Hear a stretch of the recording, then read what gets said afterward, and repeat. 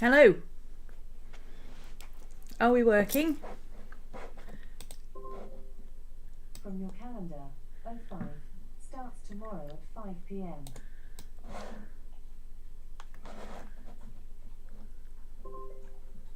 From your calendar, 05 starts tomorrow at 5 p.m.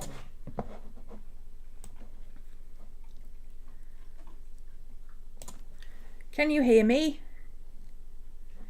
Are we working?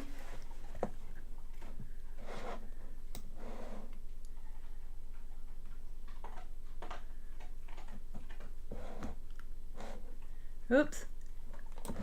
That's not supposed to be happening. That needs to stop happening. Stop. There we go. Sorry, I didn't mean to do that. I didn't know that was happening. Lock. There we go. And we won't be moving things around. Can you hear me? Somebody tell me. Otherwise I'm sitting talking to myself. You can hear me. Good. Thank you, Susan. Hi, Susan. Hi, Cody. Risha.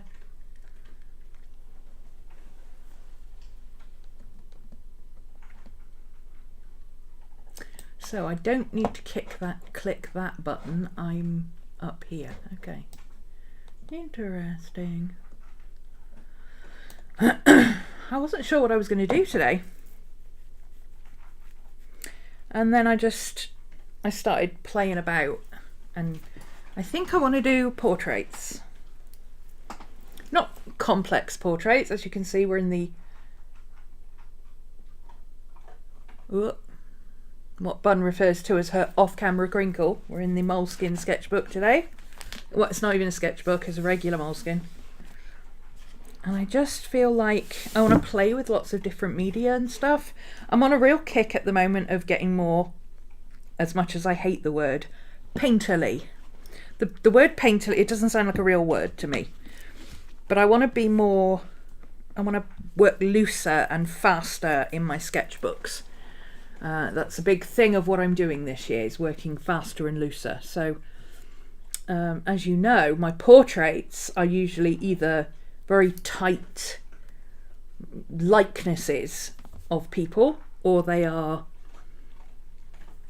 illustrative. Oh, talk the devil. Here's the Bun. Hey, Bun. Hey, Pelican. Yeah, I either do very tight illustrative stuff, or I do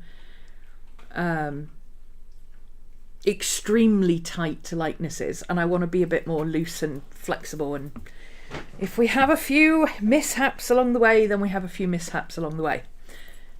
Oh, shouldn't there be subtitles? There should be subtitles. YouTube is supposed to do subtitles. Oh, please don't tell me I have to go through Zoom to get subtitles.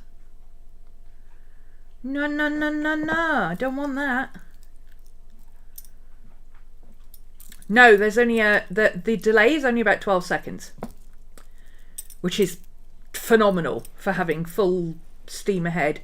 I think the payoff for having decent camera quality, which is what we've got. I mean, look how clear my hand looks. We've got decent camera quality. Have I turned autofocus off? But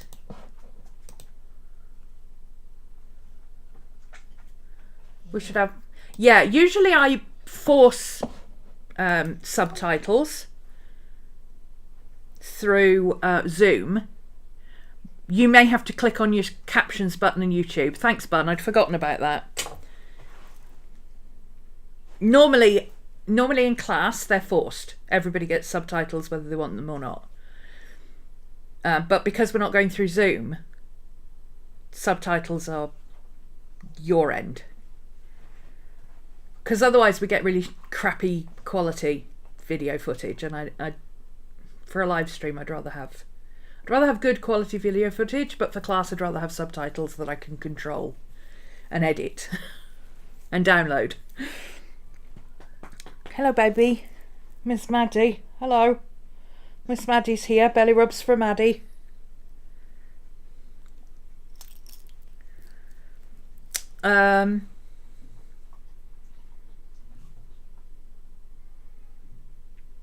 That's weird. Are you watching on an iPad or a phone, Risha? Because it should work. Cody's got it working. Let me see, what have I got? Yeah, subtitles are working on my preview as well, because I always have them switched on too. Anyway, so credit where credit's due. First of all, I'm into very loose painterly styles at the moment, and a lot of mixed media. And someone that I've been following for a very long time, and I love the way she does portraits. The style is extremely loose, and I really enjoy that. Is her name is Larissa, but hang on, let me get autofocus a second. That is her username. So I'll just put it there for a second in case anybody wants to screenshot it or anything else, or copy it, or Frau Wasserblau. She's German, not surprisingly. Okay. Now I've got to get my autofocus back down here. There we go. I turn autofocus off because when I'm drawing, I hold my pencil vertically and it will focus on that bit of my pencil, which is really annoying. I can't stand it when it keeps going beep, beep, beep, beep, beep, beep, beep, beep, beep. I'd rather it be blurry sometimes. Anyway, Frau does a lot of mixed media stuff. She's one of the Payne's Grey Club, if you're familiar with them. But as you can see, a lot of her work is very, very loose, very, very sketchy. This is all her sketchbook work. Her actual artwork that she does is a lot more finished, obviously. She also likes doing animals and birds and things, but she'll often do a portrait with florals on one side or something like that. And it's just practice. This is the kind of thing that I like doing. But the way she does her faces, I think she uses gouache and wash and watercolour and that kind of stuff. But her faces are very loose and painterly, but also have definition with mixed media. And that's what I'm aiming for. This one especially caught my eye. This is the kind of thing I'm aiming for.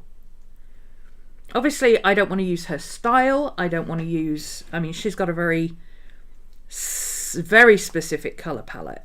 Very specific. It changes marginally with the seasons, but you can see they're all very... Unlike mine, which is like all over the freaking place. My colour palette changes with the day and the hour.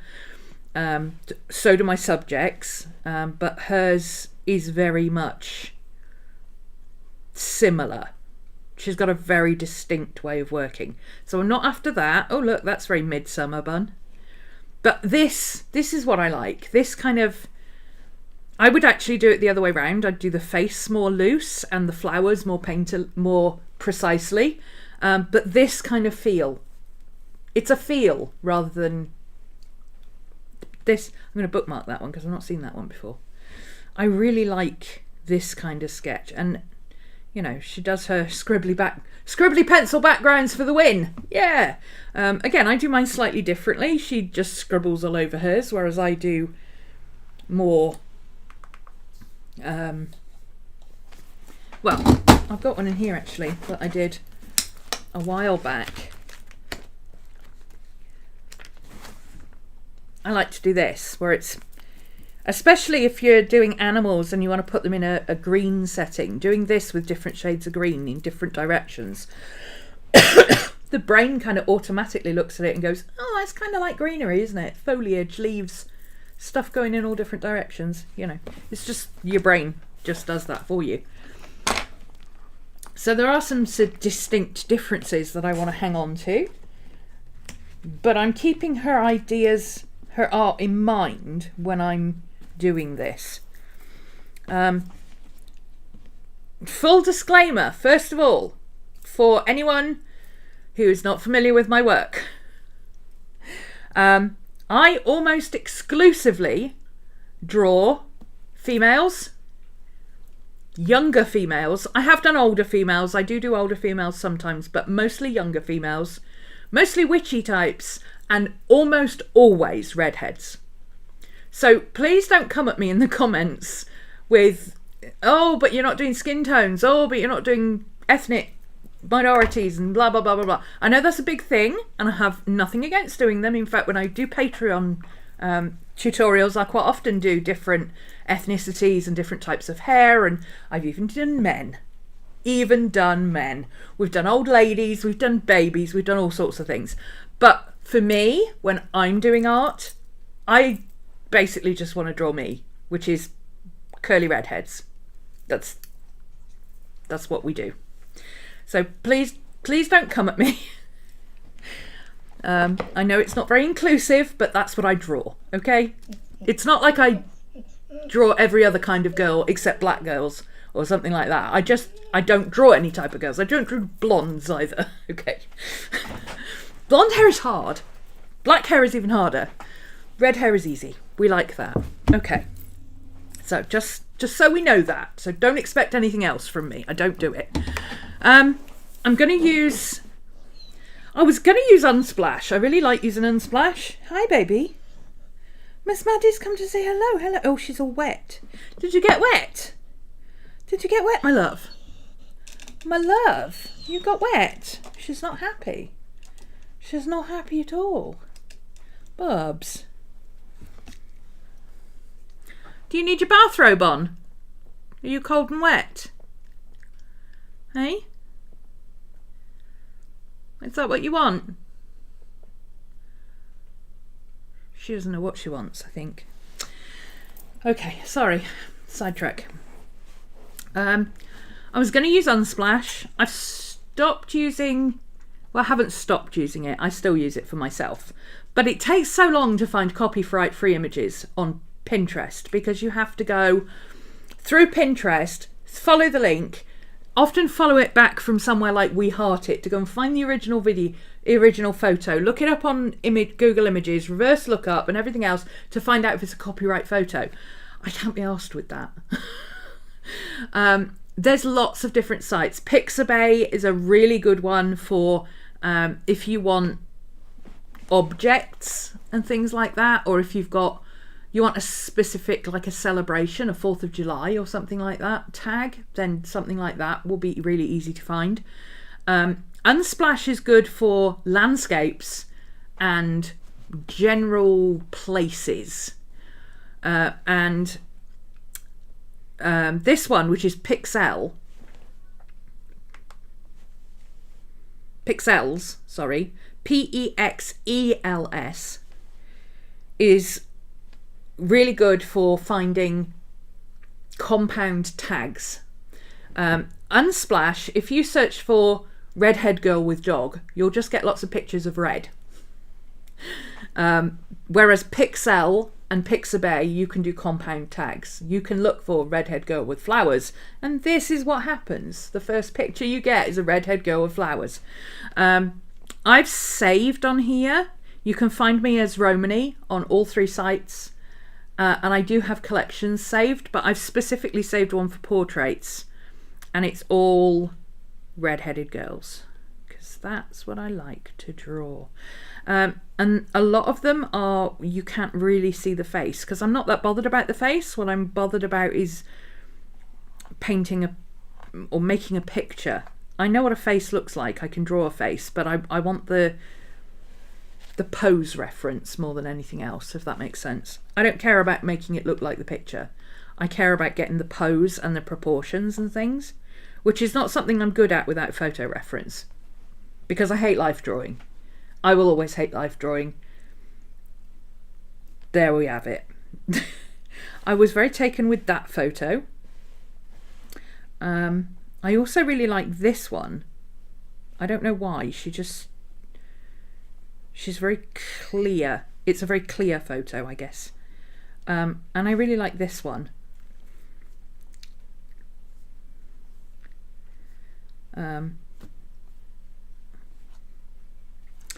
So which one do I want to try and tackle? Your portraits have no skin tone at all. Yeah. They're not human coloured, they're paper coloured. And they all have the same nose, which is your nose. Even the boys. I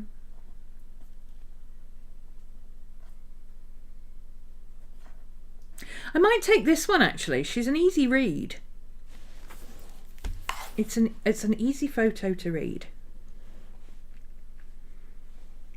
There's no dramatic light changes. There's no...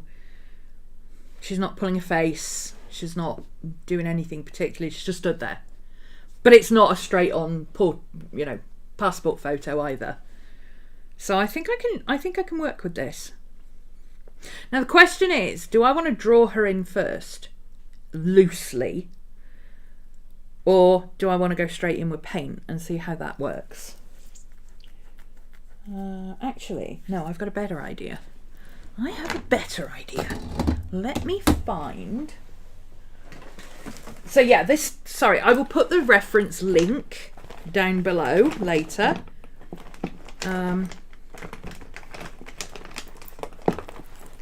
But the... whoops.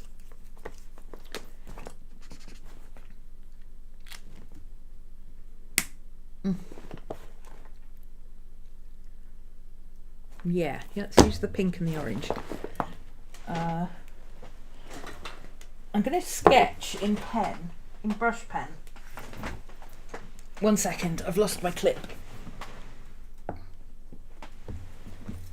There we go.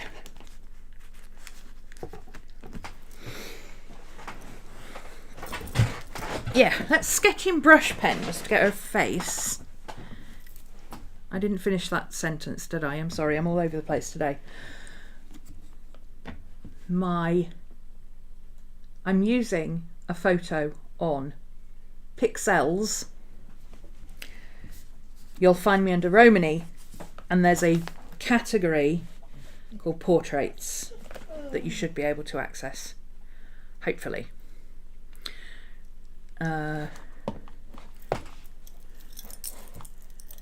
If you want the photo reference. If you don't want the photo reference, don't worry about it. Or I can also just put it there if you want to screenshot it, if that's easier.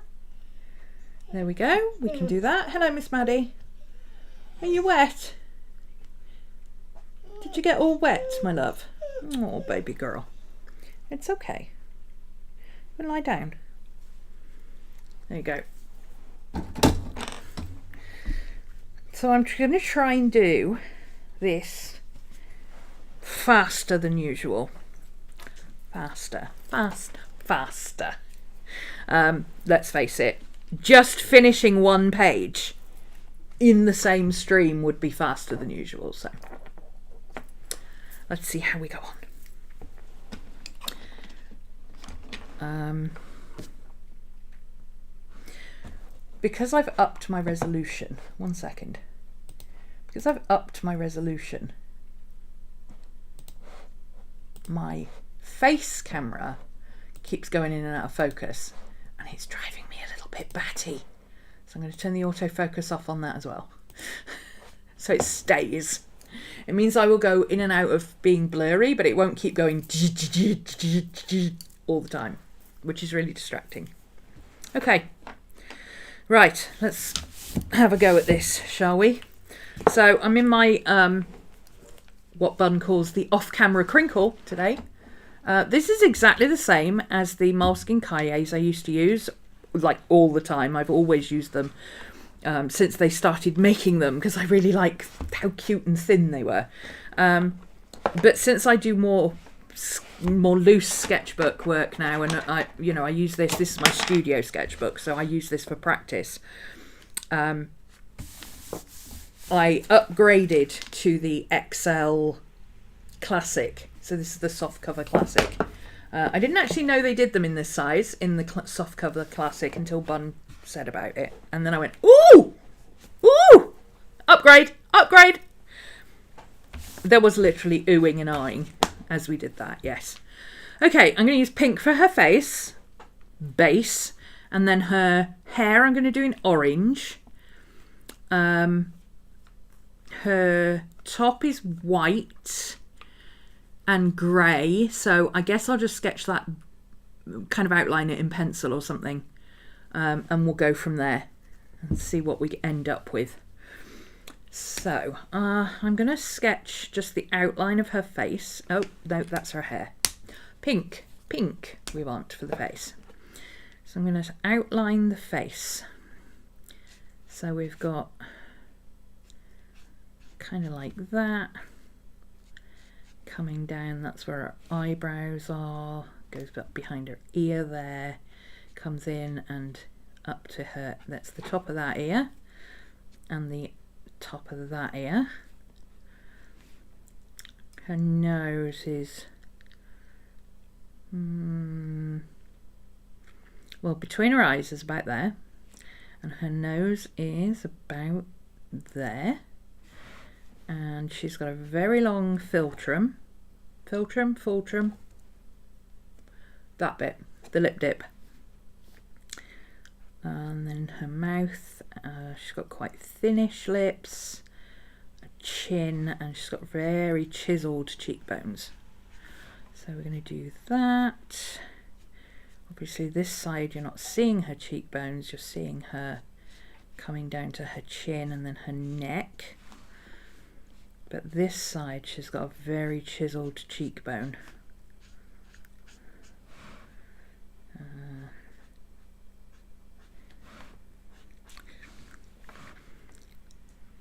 Ear, approximately roughly about there-ish. She's got quite large ears actually.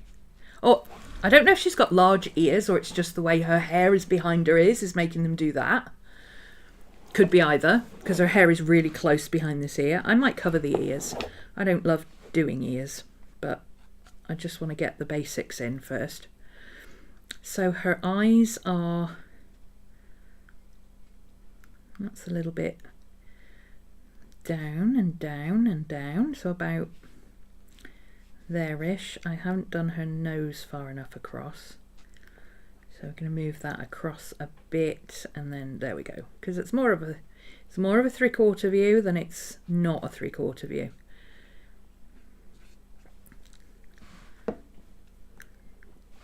And then her edge of her mouth about there,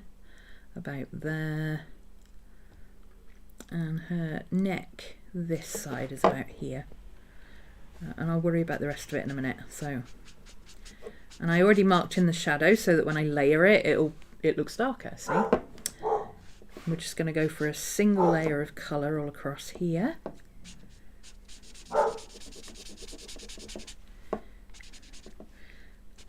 But because I've already done a layer, we'll still get the nose. And what I did, instead of drawing where the end of the nose is, I've done the dip under the nose, the shadow under the nose. I didn't do it quite long enough, but you've got a little baby one to use for your Disneyland sketchbook. The pocket one of these. Oh, that's cute. I have a hardcover one, because like I can't deal. The tiny one is a bit too floppy for me, but I've got a regular hardback pocket like this that I use just for my. That's my off-camera anxiety doodle book. I love moleskins. I love the classic moleskins. I don't feel ever feel like, oh, well, I want to do something, but what if I mess it up? I don't really get that in normal books, to be fair. Certainly not as bad as other people seem to get it.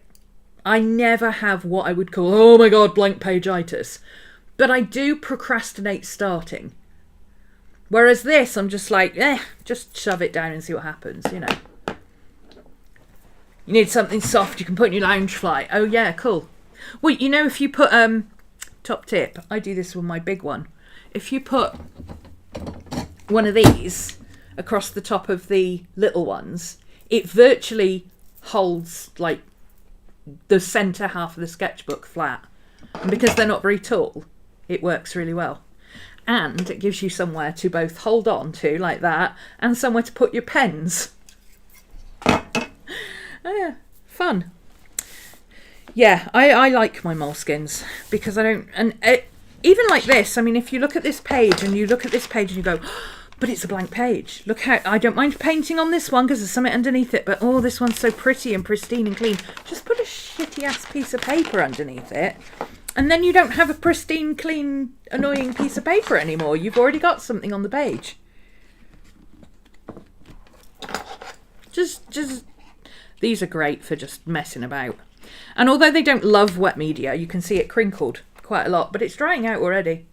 It doesn't love wet media. I wouldn't do watercolours in this unless I was just doing a really light wash or just filling in backgrounds or whatever. But they absolutely adore pencils and stuff. Look at that. That's colour pencil and a bit of gouache and a bit of pen, ballpoint pen. God, I threw so much at that I can't even remember. Neocolour 2s. I threw so much at that I don't even remember what I used. Oh, acrylic paint markers. All of it. I just threw it all in there. But that's the point. Where are my acrylic paint markers? Because I like using those. Where are they? Where have they gone? Interesting. Anyway. Okay, so let's get some... I don't want to be in a position to erase, so I'm not going to use a regular pencil. I'm going to use... Let's go for Old Faithful, shall we? Let's go grab a ballpoint pen, because then no matter what we put over the top of it, we'll be able to see what we've done. I might, when this dries, I might do pencil first and then go over it with ballpoint just to make sure I get our features in the right place. But for the neck and stuff, I'm not really bothered. So I just follow the angles. Ooh. Pen is not working. Come on. There we go. Okay. She's got a braid in her hair. That's going to be a challenge. I love drawing braids, but they're really hard to do.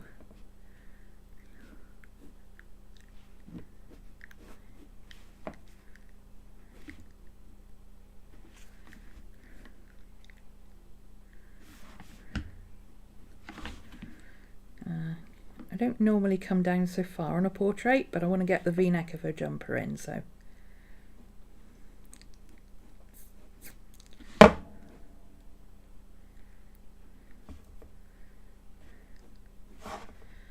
I really like the way it stands because it's really thick wool. It stands up proud from her shirt, so you can actually see there's a thickened edge to it like that, which is fun. That's just below there. I've got a big fabric fold there coming down. This comes back out here. We got a bit of a seam and then a big fold. And the seam comes back up here. See, as soon as I pick up a pen, I start getting really tight. And I don't want to do that. I just want to be loose with it and just... I can paint that in. I don't need the rest of it. I just need that bit. Let's skip to that bit. Okay. So her hair. Let's do her hair. Her hair is, let's see, about half a forehead high. She's got a part there. This is coming down here. This is very dark and down over her head. This comes back behind her ear a little bit here. And then it's quite thick there. Let's see, her head is going across and then down. Roughly the same distance there, and then almost straight down here. She's got a swoop of hair there, and we'll deal with the rest of it later. And then this side, it comes down a little bit and up, which is where her... God, I thought that was Maddie growling for a minute, and it's not. It's like a helicopter or something, I think. So that point of her hair is approximately there. Coming down here, coming really in close to the head, this side, and then almost disappearing behind there. Very rounded.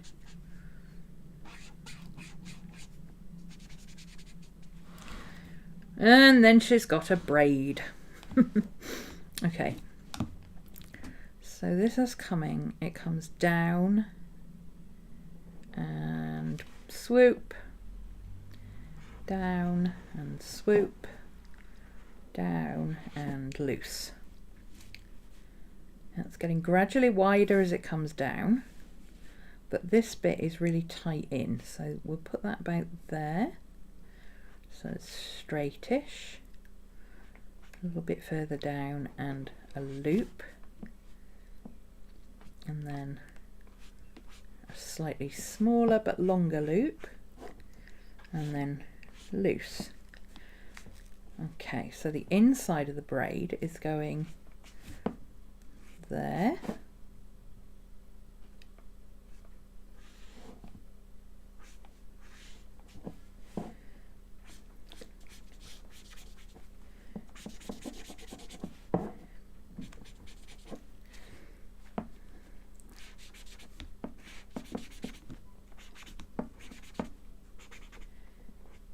like that. Close enough. I think I've made her a little bit too tall in the head. Oh yeah, way too tall in the head. That's because I'm sat at this angle. See, if you're looking at it at the angle that I'm looking at, she looks great. I made her a little bit too tall in the head, but that's okay. We can fix that. We can fix that. We can fix that. So let me just put her at an angle a second. Let's shorten that 5 head she's got going on there. The hair's going to come down along here rather than up there. So we'll just use this as shading. So our actual hair is going to be kind of there-ish, which looks totally wrong from where I'm sitting, but I'm sure it looks incredibly better. Wow, a lot better from where you're sitting. There we go. Yeah, that'll do. And we'll just paint around her head. You know, she's standing in front of a window. Do we have to paint her in front of a window? No, we can paint her in front of a dark wall. I'll just cover that with paint. Who cares? Beauty of mixed media. Right, baby? Hi, Miss Maddie. Oh, you're very cold. Do you want your dressing gown? 1 second. I have to get Miss Maddie's dressing gown. She's cold and wet. Come on, Bubs. Let me get your dressing gown. Come on. Here we go. Good girl. I'm here. Yeah. Come on. Here it is. We've got it. Look. Here we are. Come and put your dressing gown on. You'll be nice and toasty warm.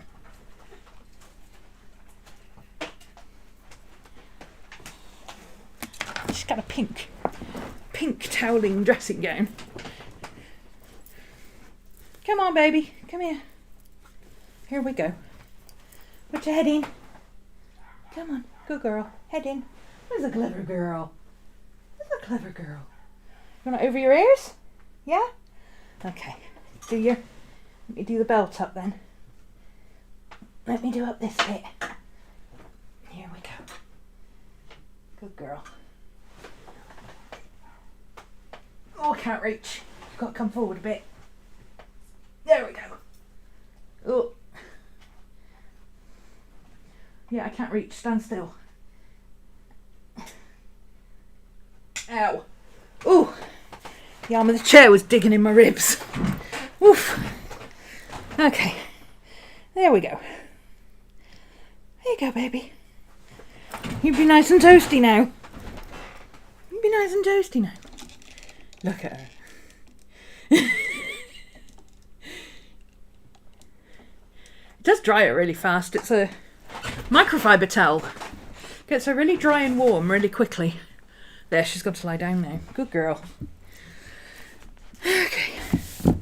Yeah, we'll fix that. Okay, this is coming down here. This is coming over here a bit. Kind of like that. Kind of like that. And then we can see a little bit of sleeve. Kind of like that. There we go. Is she proportional? Yeah, a little bit. The shoulder's a little bit far out. But I think her shoulder is actually here. And her clothes are actually... Let me show you. See how it looks like her shoulder is actually there. But her tank top is off out to one side. So maybe if I bring that up a bit and then round it down. Oh, there we go. That's better. Now she looks like she's a little bit more in proportion. Not a lot, but a little bit. This sleeve isn't low enough now. There we go. That's better. That'll do. Okay. Now what am I going to do? Let's get rid of that hair in the background first of all, shall we? Let's do... Well, she's a redhead, so I'm thinking olive green will look good. Obviously. So let's just throw some of this down.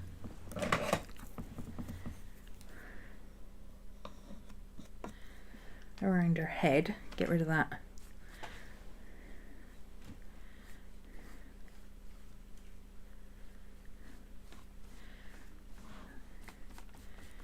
Crazy perspective we've got going on there.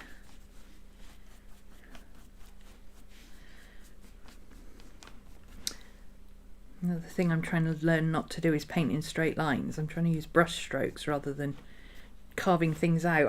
I learnt to carve things out, kind of like that.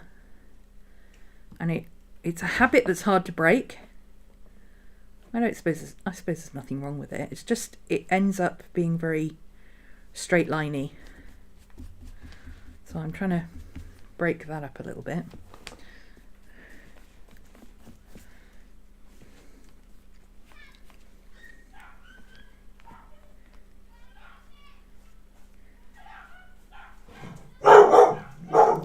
Maddie, leave it.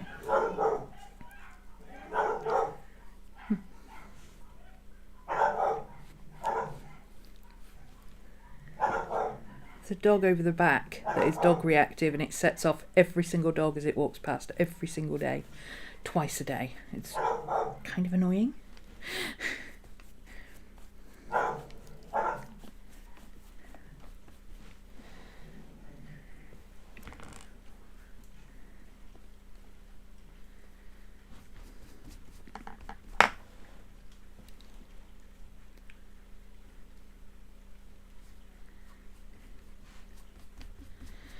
Okay.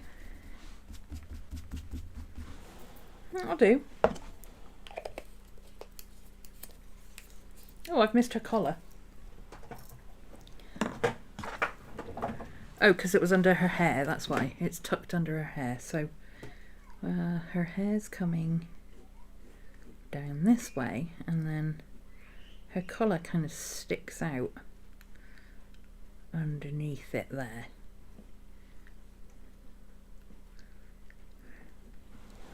I like that. A couple of buttons. That'll do. Okay. How do I want to do her face? I quite like the idea of using a colour pencil and doing it in kind of a brownie colour. Let's try that. So, I need her at an angle a bit so I don't get her completely off.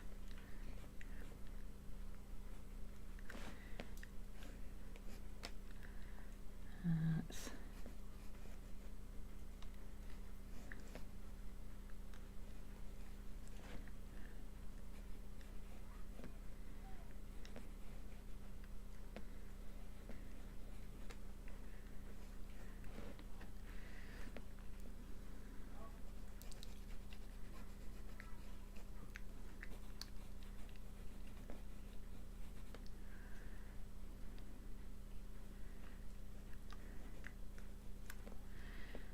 Okay, her nose, her head is actually tilted back a little bit, so the bottom of her nose is a little bit higher than her ears. So I did actually put this in the right place. Interesting.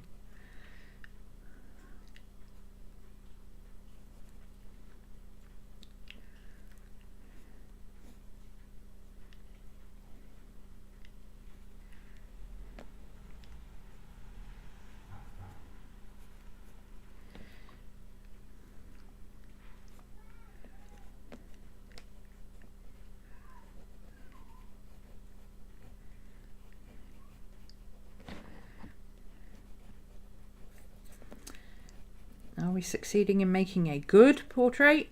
Yeah. Are we succeeding in making a painterly portrait? I think so. I think we're doing all right. Am I keeping it loose? Yeah, mostly. She's got a shape of her face there.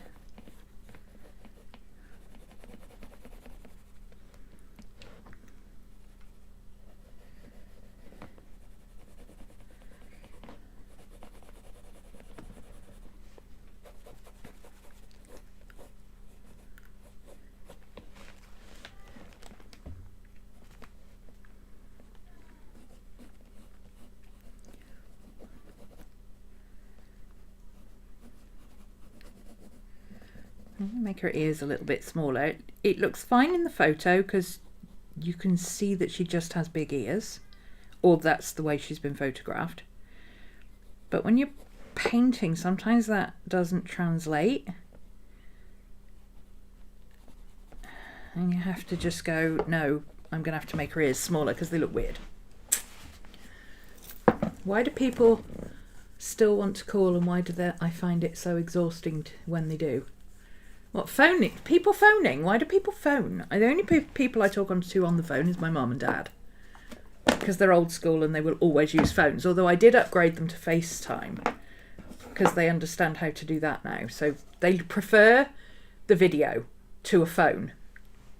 Because having something to focus on is just easier for me as well.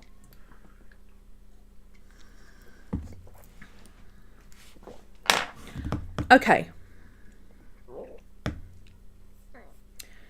Her sweater. What about... I've got a neo colour in a like a Payne's grey kind of colour. Is that it? Oh, that's black. Where's the Payne's grey one? That's too warm. Oh, maybe it's not a neo colour. Maybe it's an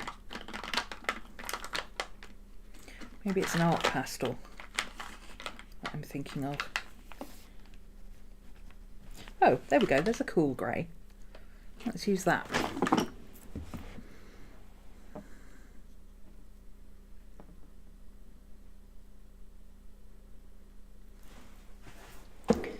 So I want to try and put the texture in of the jumper without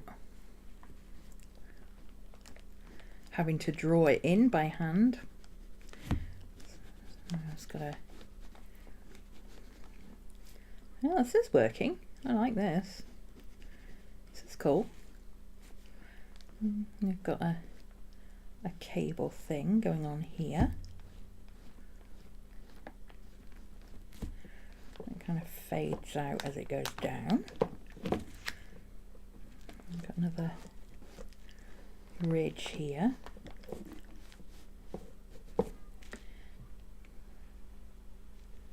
And a ridge. And then another cable that goes in behind here. Okay, I like that.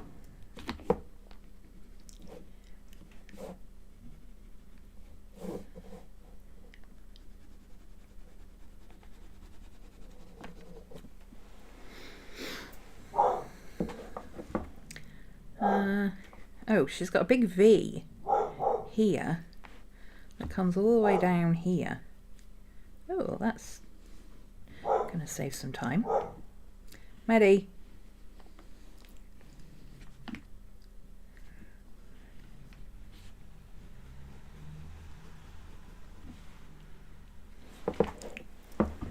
Oh, it goes crossways all the way across, all the way up. That's unusual.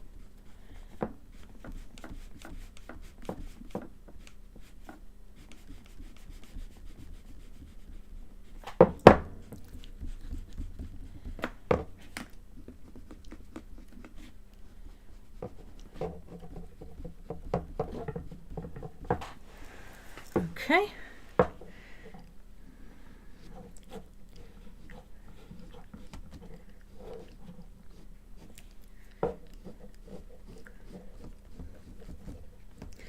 My Neocolor 2s get used a lot.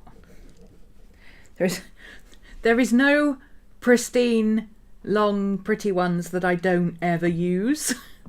There are some longer ones that I don't use as frequently, but most of them look like this.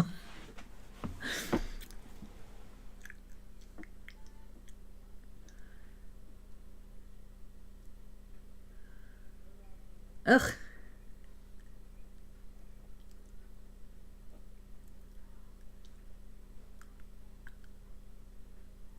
Maybe she just gets too many people responding and too much spam.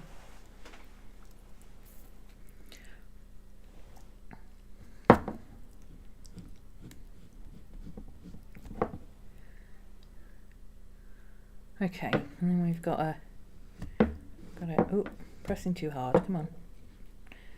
Don't get all tight and silly with it now. And then we've got a cable.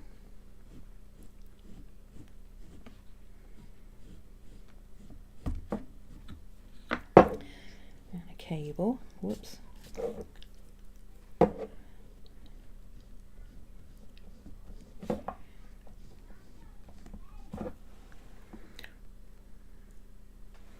And another straightish one.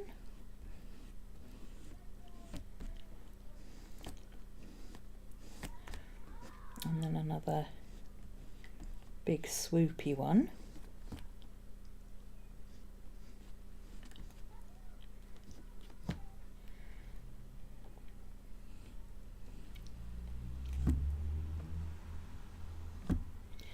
And I'm guessing another straight one.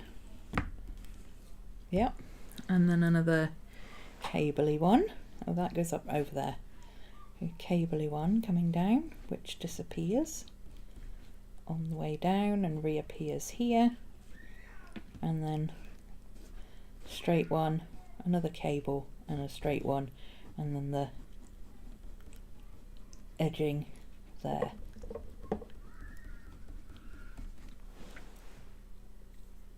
Good enough.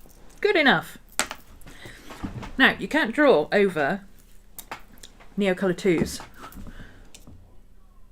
with very much, but you can usually use Prismacolors because they're wax based as well, and you can usually also use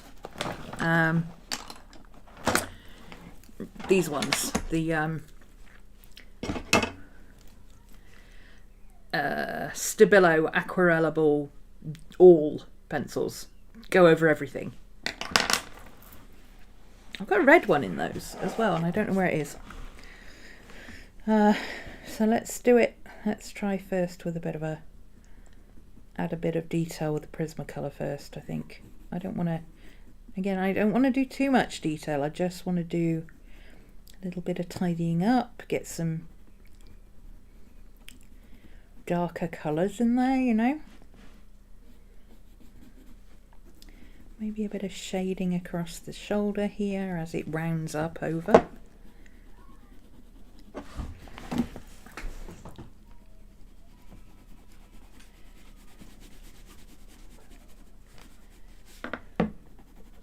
Hi, baby.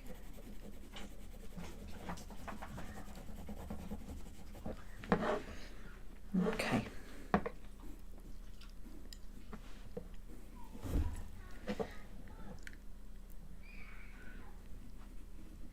Sorry if you can hear screaming, that is the child next door. She takes after her mother, who also likes to scream loudly.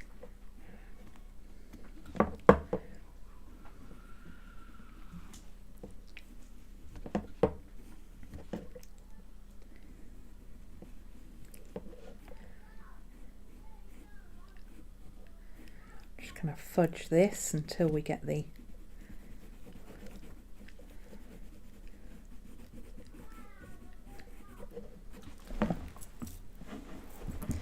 sleeve in there.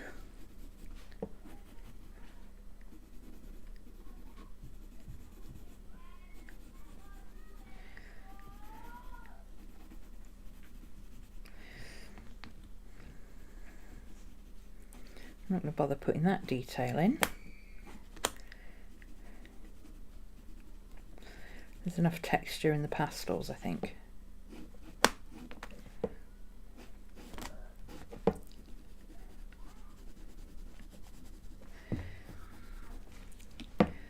A bit of shadow under the hair here.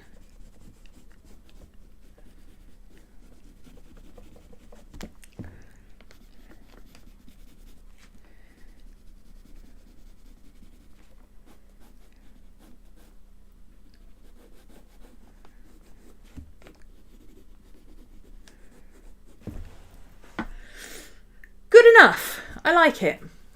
I like it. I wish I'd done that shadow sideways.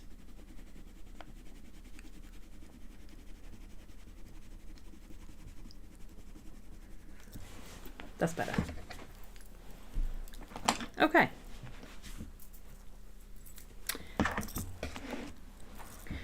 Let's go back to the face and look at, don't know why I'm looking at you. Okay, where's her shadow areas? Let's put it here, shall we? Do it similar size.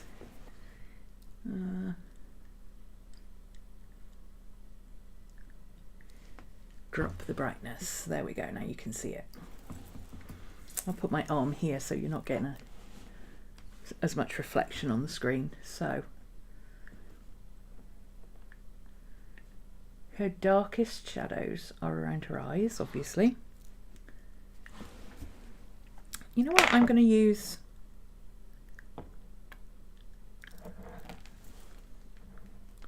Where's that purple pencil I had literally here just now? There it is.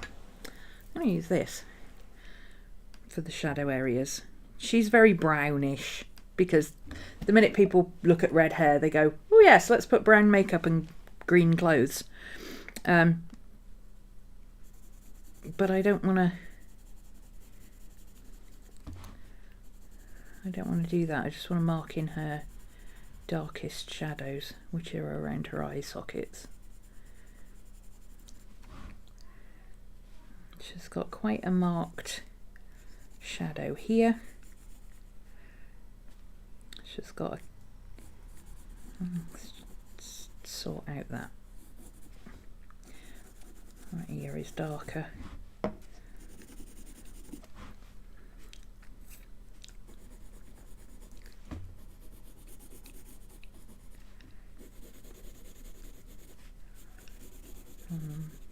Like that.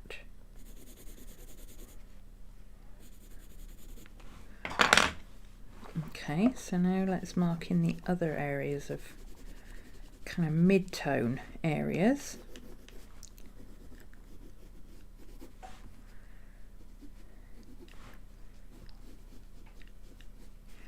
Which are more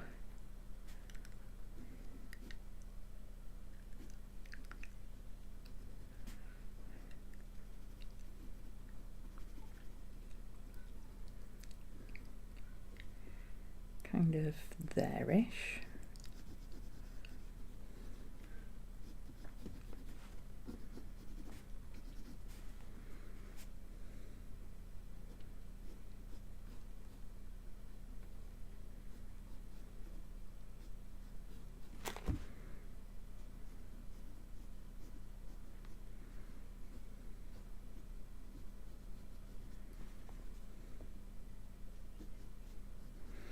Very deep set eyes.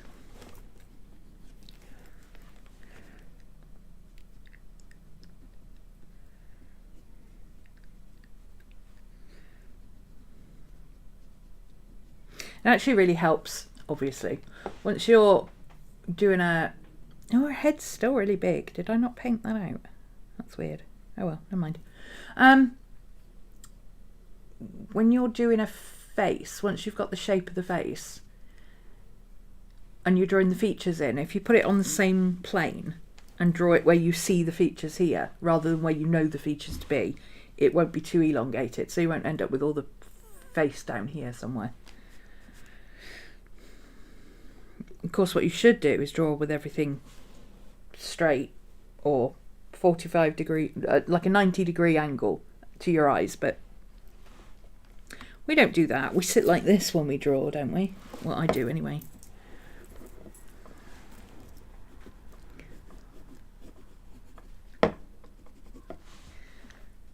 Okay, I'm trying to get that angle there. There we go, there's better. Okay, that works.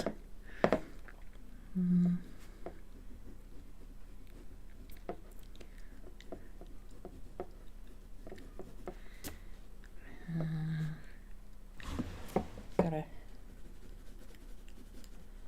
shadow here. Quite a dark shadow on her chin. I don't know why. She kind of looks like she's got a beard, which is a bit weird.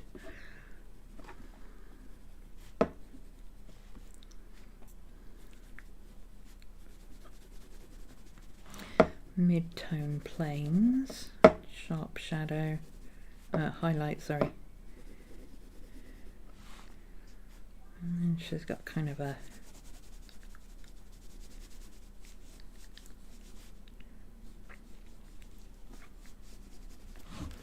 like that.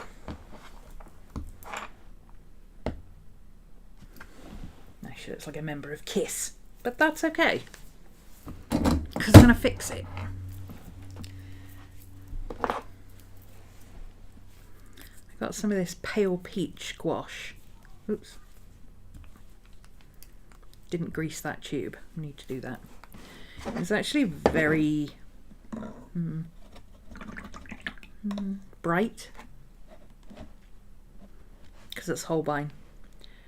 Anything that's skin tone tends to be very bright. Well, their colours tend to be very bright anyway, but I've got some white here. Let's mix that in with it and get a paler tone.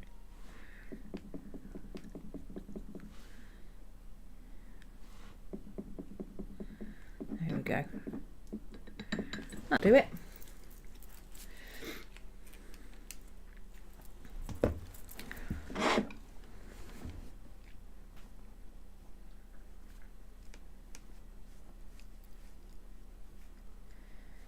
So I can actually paint over this. As long as I don't do it too thick, I'll be able to see what I painted. What I just sketched in, sorry.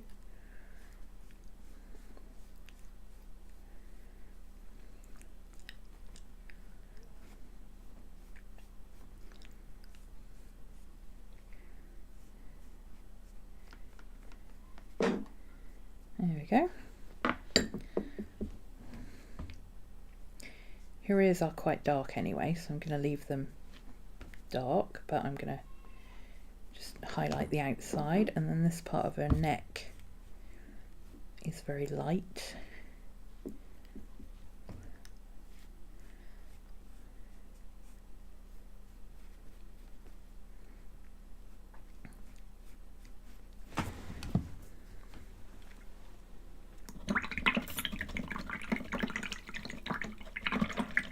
I feel like I'm getting the mood, even if I'm not getting the... it's not a great portrait. We know this. But I feel like I'm getting the mood that I wanted. Is her head a little bit small? Yes. Is her hair too big? Yes. Does it matter? Not for this, because it's in my scrappy sketchbook. I'm just playing. And that is one of my goals for this year. My word of the year is enjoy, and I just really want to play with stuff and, you know, try this kind of stuff, you know, play with Frau Hasselblau's, not style, but technique. of doing portraits and see how I feel about it. You know, do I enjoy that? What do I enjoy about it? What don't I enjoy about it? So far, I think I've captured enough of it. I've captured the way, the technique she uses. It's got the same feel and I'm happy with that. Now what I want to do is, having done the looseness, just tighten it up a little bit more so it's my style.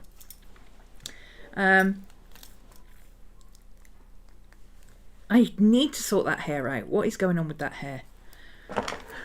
That's what happens when you don't measure things. Let's see. The smallest point from that is there, which is approximately from her chin to her lip. And then the really thicker part just above her eye there is more nose to eyebrow. Okay, so that's just guesstimating. Obviously I'm not doing it perfectly. I just want a little bit more proportion to it. So chin to lip is the smallest part from here. So this is way high. This should be right down here somewhere. And immediately that looks better. Wow, I really did elongate it when I sat at an angle. And then the, what did I say? The nose to the top of the eyebrow. So top of the eyebrow to the bottom of the nose, right above that eyebrow point there, that's where, now see, that's much better. I think I got the width right, but I didn't get the height right. There we go, that's better. I'm going to bring this out, even though it's not like this on the reference, I'm going to bring this out a bit more here, because I just think it suits the shape of her face better. I think it looks odd in the photo. I think it looks odd in my painting. Hello, Marge. You're so wet. Why are you so wet? Have you been out in the rain again? You're not supposed to wear your dressing gown out in the rain to get wet, you silly moo. That's your raincoat.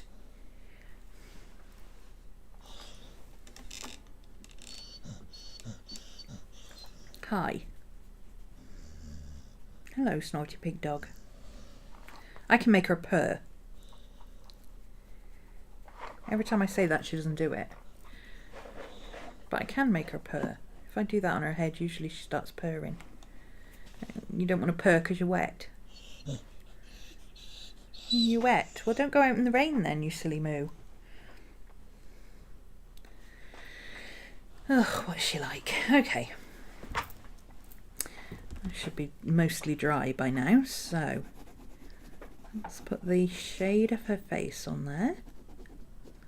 Let's get that angle in there again. I'm obsessed with that angle on that cheekbone. I just really like it, the way it is like really high contrast to her.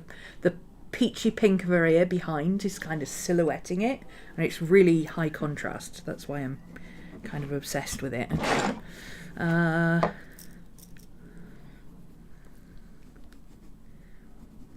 Ear's quite dark in there and under there.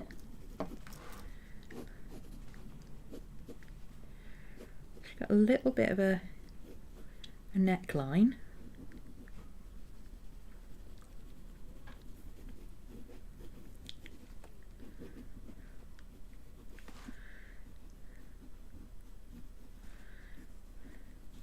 Oh, I was going to do purple, wasn't I?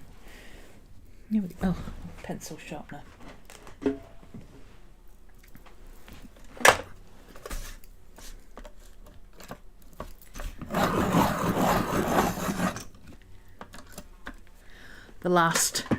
The very last of my original Charisma Colour Violet 932.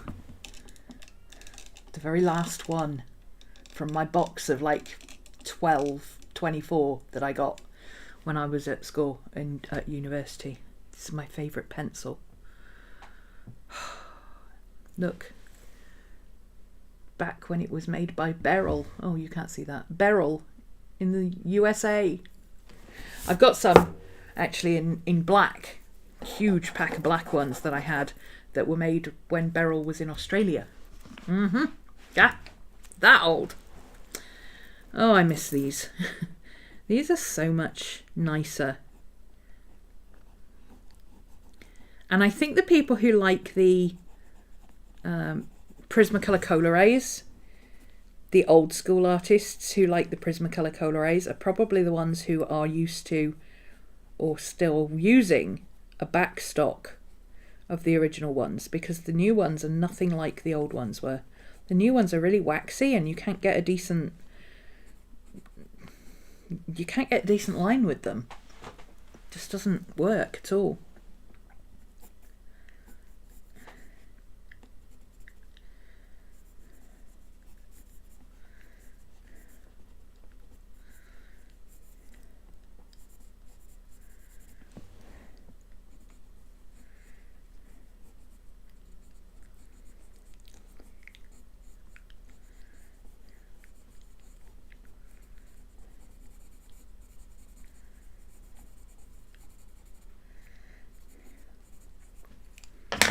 Okay, let's get some more white and put in our highlights.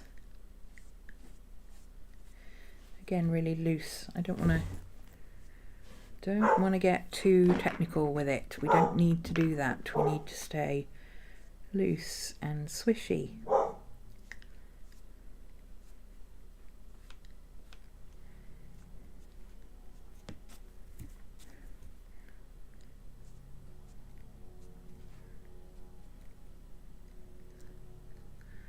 Where's our highlight here? Highlight is there. And then on this side, she's got a little bit of reflected light, same on her nose.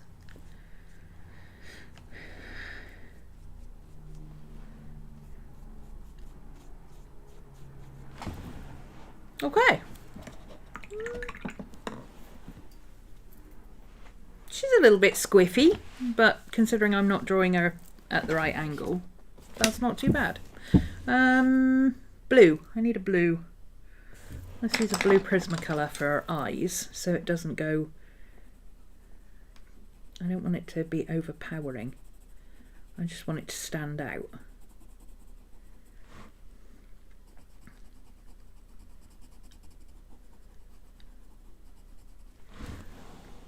Yes, there we go. Let's do just the faintest of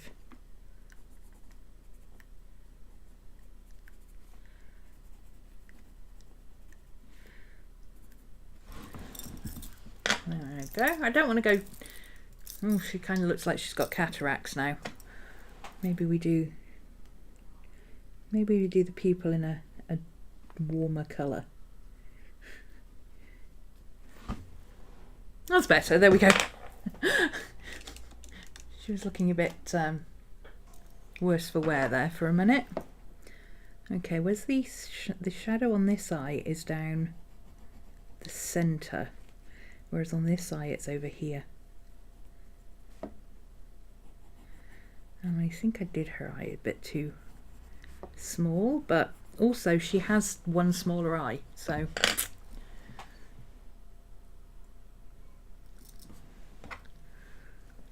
I missed the side of her nose, that's what I've done. There we go. We have two nostrils, not one.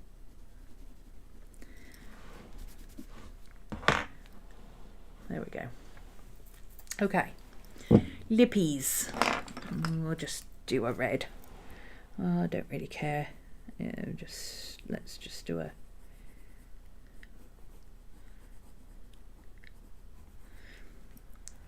Every time I redraw it, she's getting more and more wonky and less like the reference. It's really funny. But I kind of like it. She's starting to look a little bit like David Bowie. It's a bit creepy. Your cat's had a cute profile.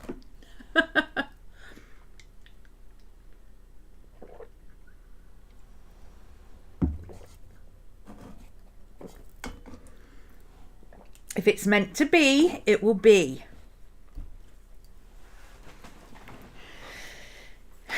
Okay. Let's tackle this hair. Oh, I need to do that top bit of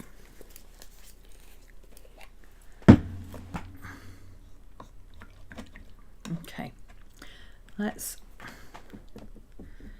use what's left of this acrylic gouache to white out that green bit there a little bit. Kind of like an underpainting thing. And then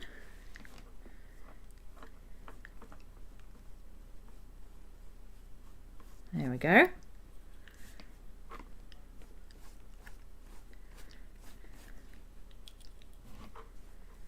Much better.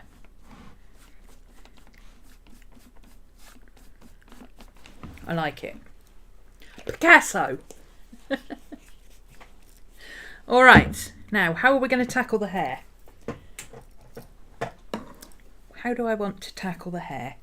I love doing hair. A lot of people don't like doing hair, but I love doing hair. Yay, everything's falling off the table. Perfect. Exactly what we need. Oh, that book fell down, that's why. There we go.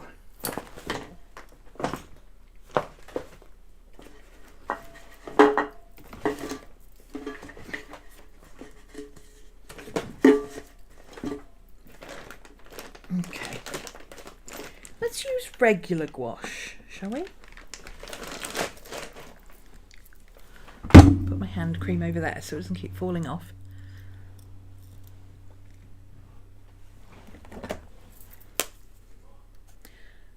Let's use regular gouache for her hair. So I got some after my testing thing last week.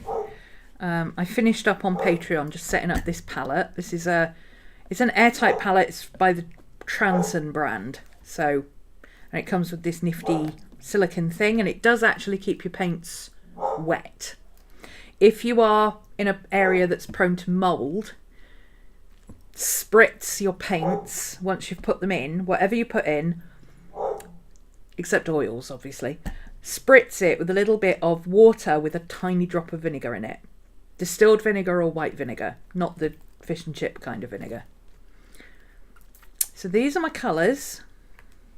And looking at her hair, it's very much that shade with a tiny bit of, have I done the same colour on both these? I think I've done the same colour on both these squares. That's supposed to be dark brown. It's this sienna colour. So that's what we're going to use. I've specifically set this palette up like this so that I can get colour out and mix it, but I don't have to keep opening tubes and stuff. So her hair is mostly this colour. We'll get a nice blob of that.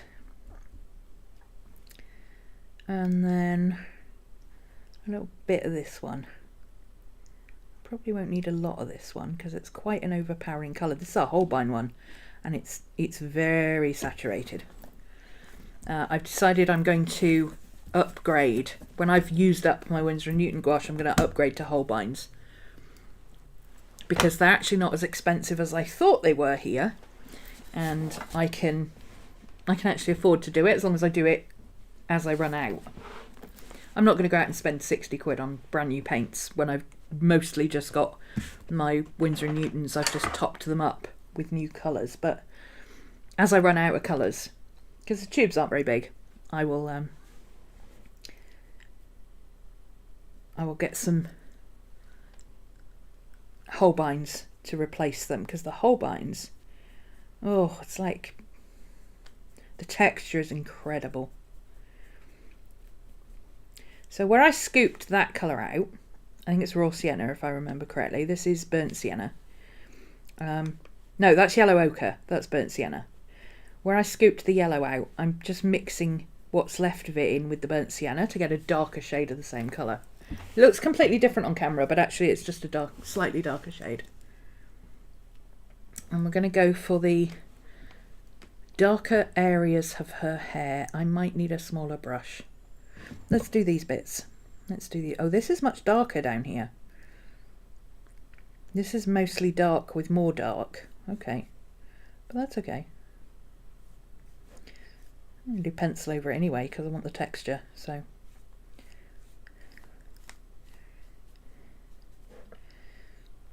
But I don't want to totally obliterate what's underneath, because for me that's the whole point of doing mixed media, is that you don't completely get rid of the orange underneath. It kind of shows through as an underlayer, an underpainting. So this is all going to be the medium tone now, with lighter sections and darker sections, and then this is going to be the shadow colour of the top. It's a peculiar trait of redheads. The roots tend to be lighter than the bottom of the hair. So I'm just trying to get some texture into it. It's quite handy having a brush that does this all the time. This is why I don't get rid of my crappy brushes.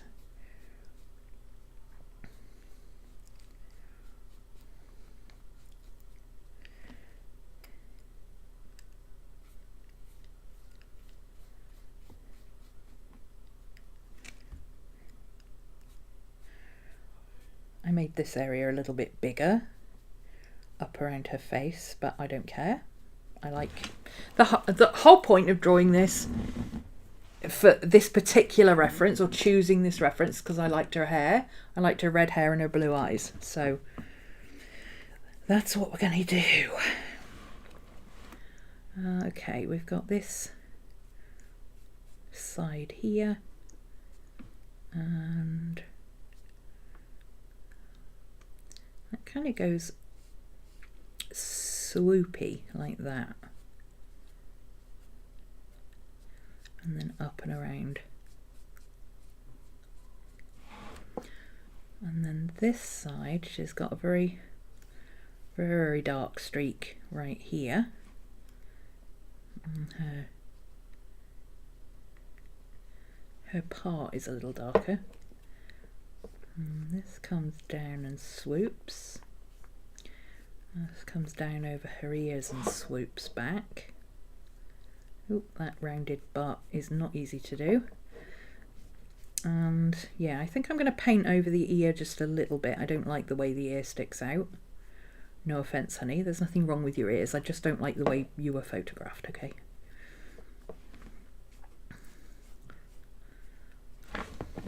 In fact, I think she would look better if she had just a little bit of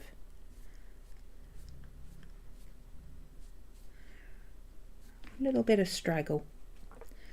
This is really dark under here, so this section here is going to be like this section here. I need to remember that when I do the rest of it. And then she's just got some very sections, some very thin strands. Okay, how are we doing for time? 6:15. I've done this in almost just under an hour, just over an hour. That's pretty impressive for me, I think. Okay. So this is the light colour. Just let that bit dry.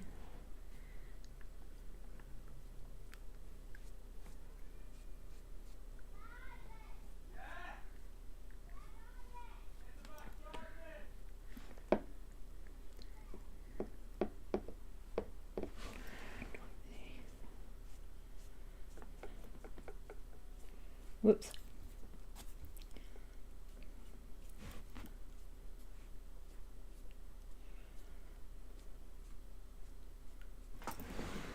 Okay. And then she's got a highlight here. Oh, I'm going to need some white in that. It's not showing up. Let's mix it with the rest of the skin tone. Okay, there we go. A highlight there, a highlight here, a highlight there,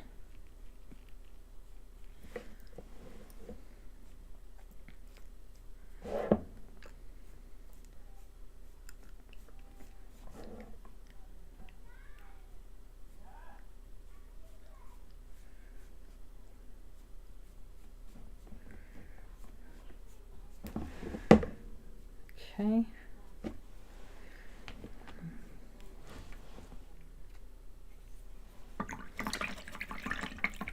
And then we need a darker brown, but I don't want to go in with more. Oh, I know. Let's see what happens if we mix acrylic and wax pastel. What's going to happen then? I've got a dark brown in here somewhere, I'm sure I have. Actually, let's add a dark violet to it. That'll give us a nice shadow colour.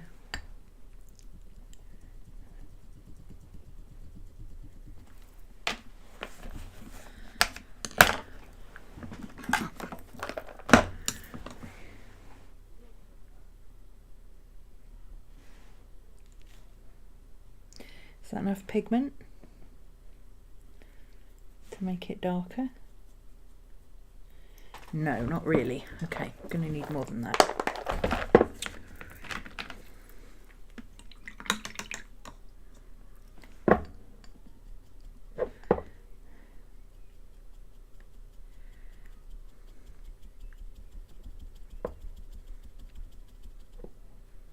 There we go. Let's let that dry before we put it back in the box.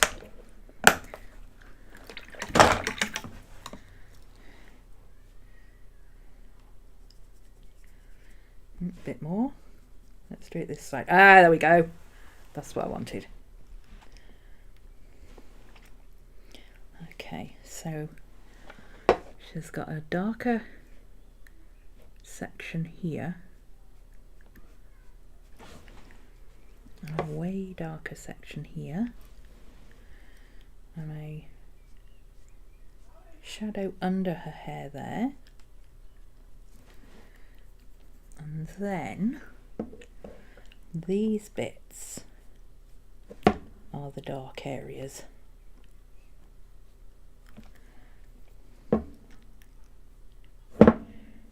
This bit is exceedingly dark.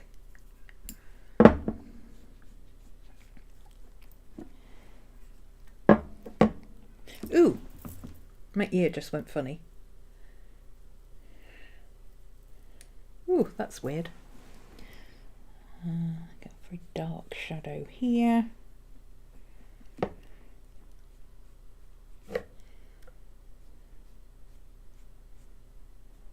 It gets progressively darker as it goes down, and then this side is very dark here.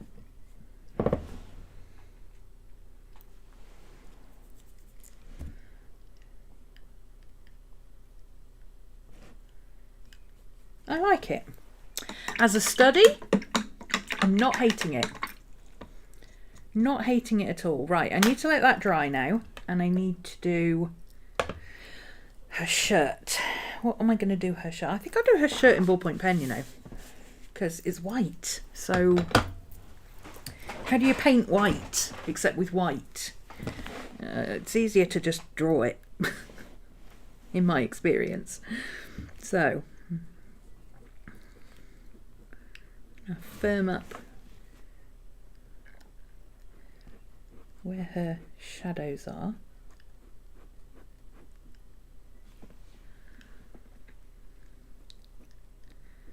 And under her hair, I'm going to do that shadow.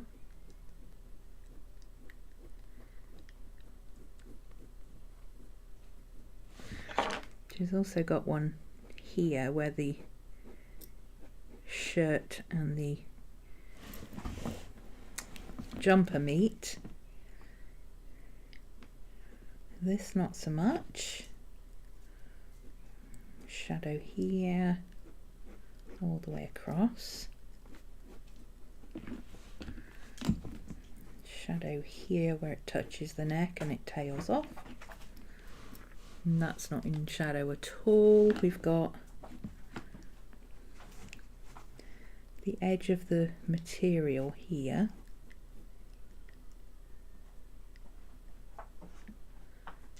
With little wrinkles in it.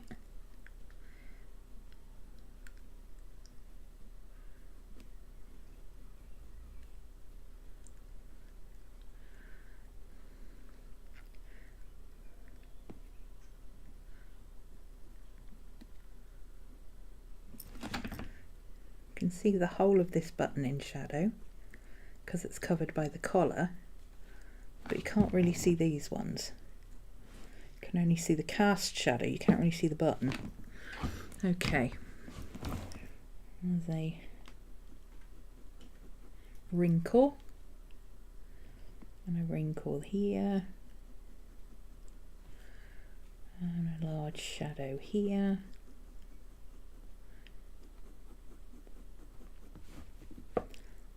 Big wrinkle.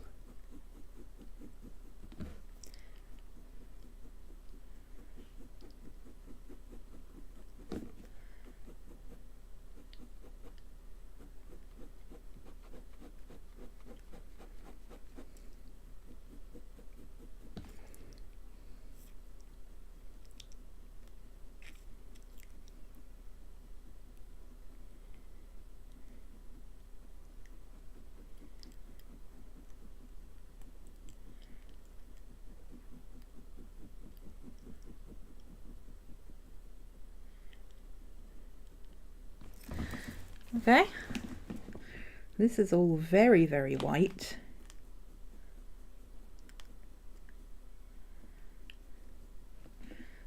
But then this side we've got the shadows again. So this is all in shadow.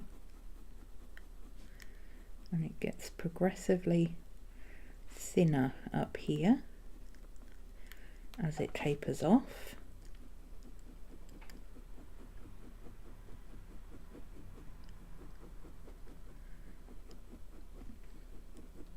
I have to say, I'm finding this technique a lot more relaxing. There is no stress in this technique whatsoever. I like this. This is fun. This is a lot of fun. Okay, now we've got a wrinkle that's coming up here and trailing off. We've got a wrinkle here that's coming down under the shirt. And then we've got a big wrinkle here, trailing off under the shirt. Jumper, pullover, knitted thing. Okay. And then we've got a little bit of a shadow. I'm going to go do a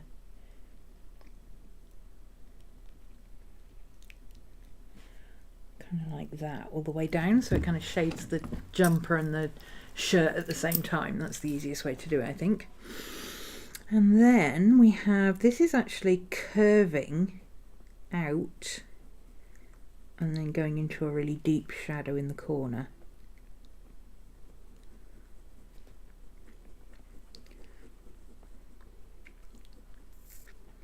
Where you can almost not tell what is what here. So let's make that a darker shadow.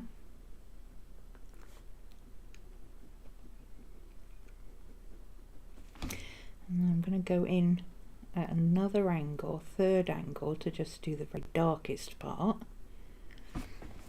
And then I'm going to use that angle to just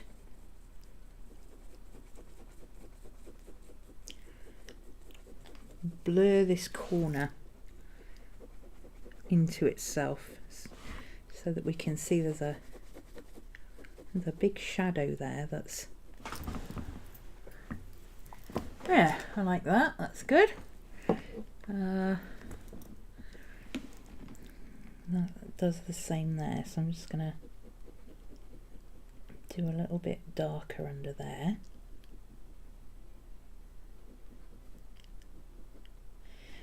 And then we'll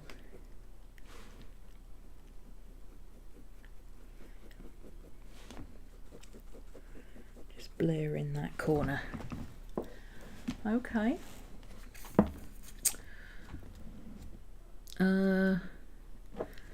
We have a big loopy thing here.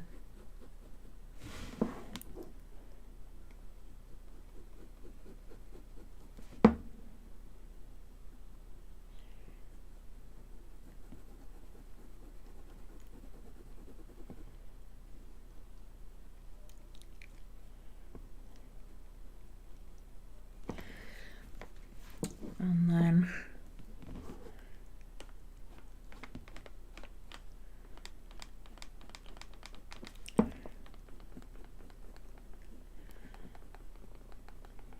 a bit of a shadow there.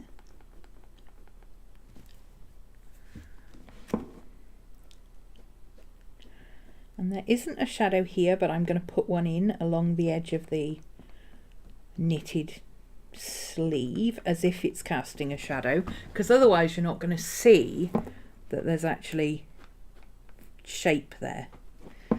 And then we'll blur this bit out as well. There you go. There also isn't a shadow here, but I'm going to put a wrinkle in just so that it's not a big expanse of blank.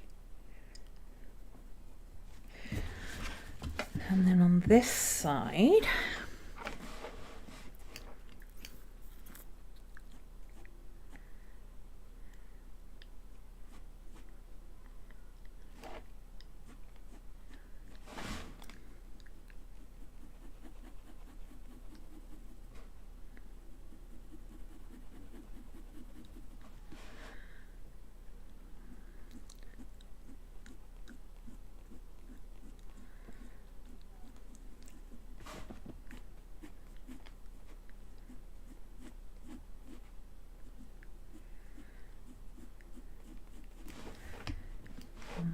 okay.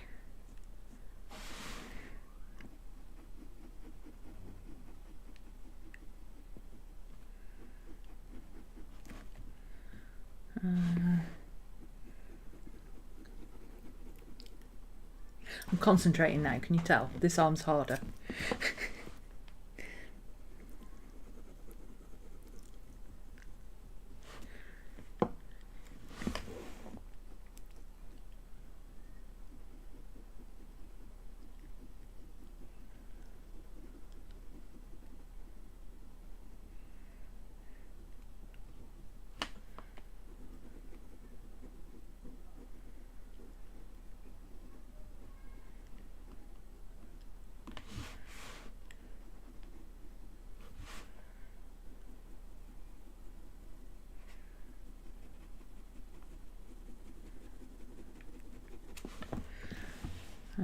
That's under here. So we've got a very hard line where the white of the shirt is, and then we've got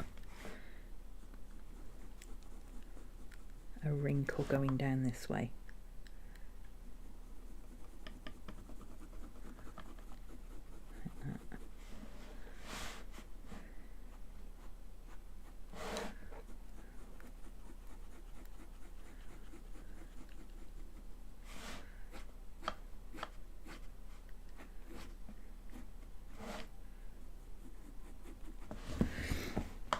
I'm putting a few extra details on this side purely because I feel it needs it. Because it's a white shirt, you've got to put some kind of detail in. For me. I mean, you don't have to, but let's put the seam of her shirt in here.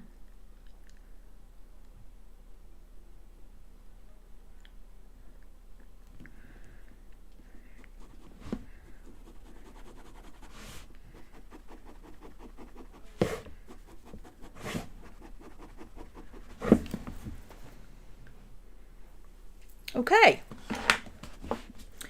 last bit, I'm just going to get a light colour for her hair. Let's go with this nice gingery, oh, of course it needs sharpening. What colour is this? Burnt yellow ochre. I think this is the one that always breaks.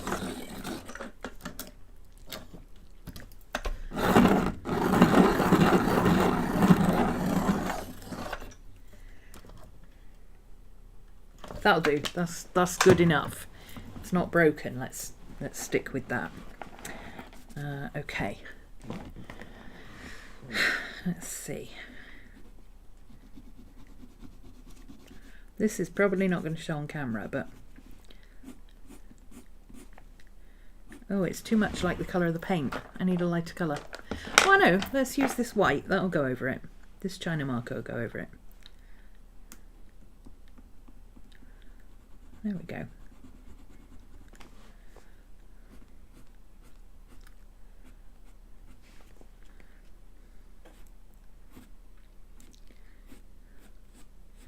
Add a few highlights here and there.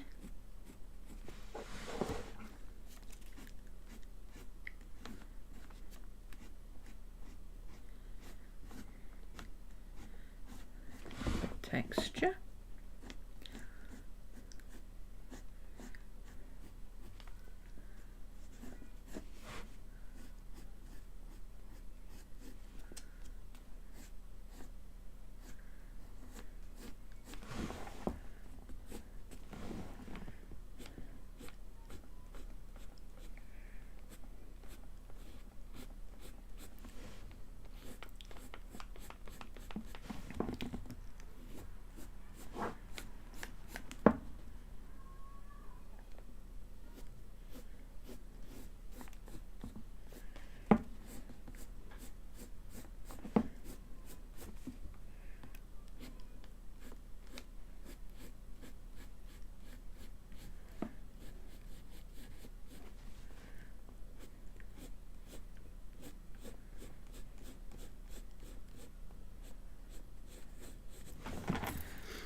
And I've got a brown one, so I might as well use the brown one for the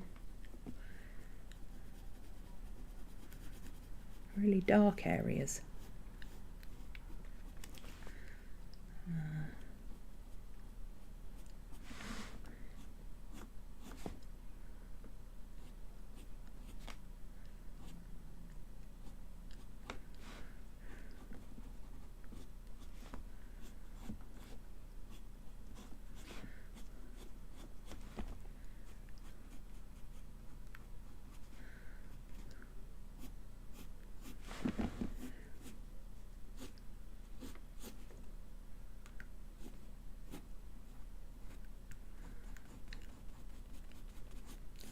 What did I get on this corner that's made it go weird?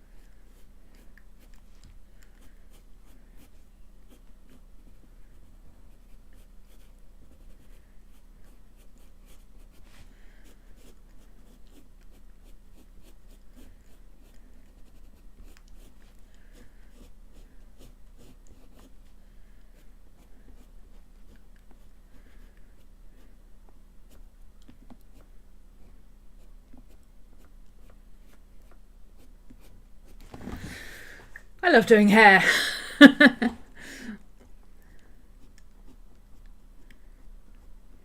Does it show?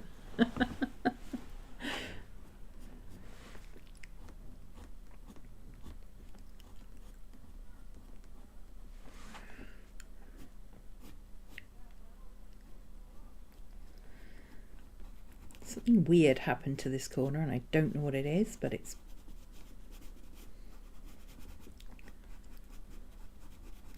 doesn't want to play ball.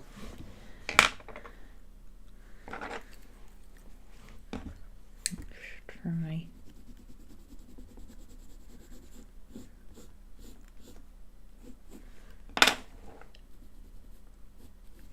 There we go.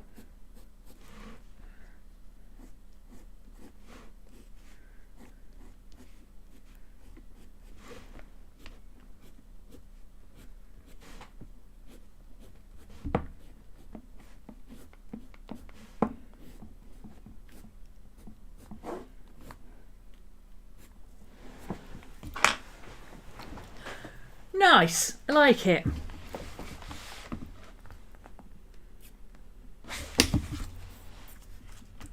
I think next time I'll do the eyes differently. But for now, because they look a bit weird to me, I'm going to go in with a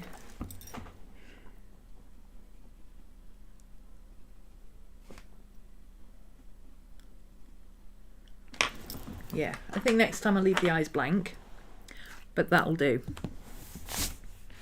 Look at that, I finished one with a quarter of an hour to spare, 20 minutes to spare. It was a lot slower than I'd planned, but let's see if we can do one fast.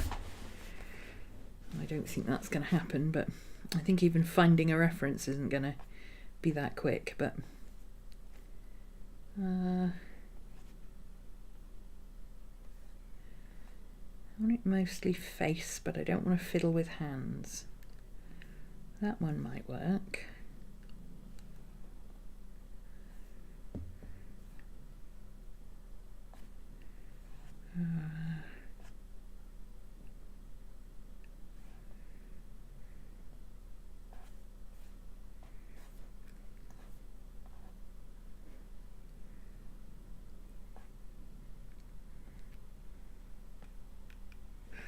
This was the one I saw earlier, so maybe I'll go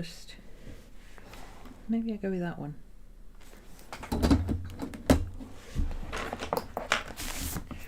This time we won't make the same mistake. We will sketch in, just barely sketch in actually let's do it in yellow. That yellow would work. Let's barely sketch in the shape of the face. So we've got, she's got a widow's peak, eyebrow, nose, eye, another cheek, bone, girly, okay, and then her hair actually obscures most of her face on this side, which is handy because that means we don't have to draw it.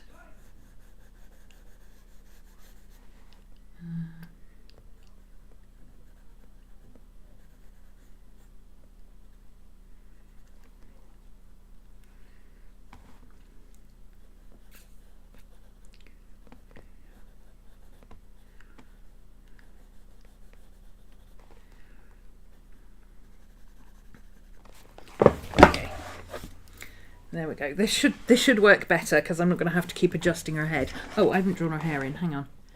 So her hair is, the height of her hair at there is,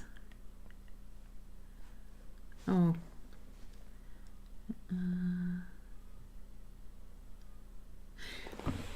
nose to the eye is the height of her hair at her widow's peak. And the height of her hair where it curves in there is eyebrow to chin. So eyebrow to chin where it curves in is going to be up there. That looks about right. And then on this side, the thickness of her hair is only about as thick as her eye. So here. So her hair's going to come down. She's got a ziggy-zaggy fringe kind of thing in here. and it goes up and over. That's where that comes from, on this side. And then that goes up and over there. And then this part comes up and around here. So how wide is that at the eye? So the width of the hair at the eye is the width of the face. So the width of the face, width of the hair at the eye, so it's coming round about like that. And then this bit comes round and swoops out and back down. And what we do with it after that doesn't really matter. And this side, she's got a little bit coming up and over and then down and around. Width of the hair on this side is about the width of the eye.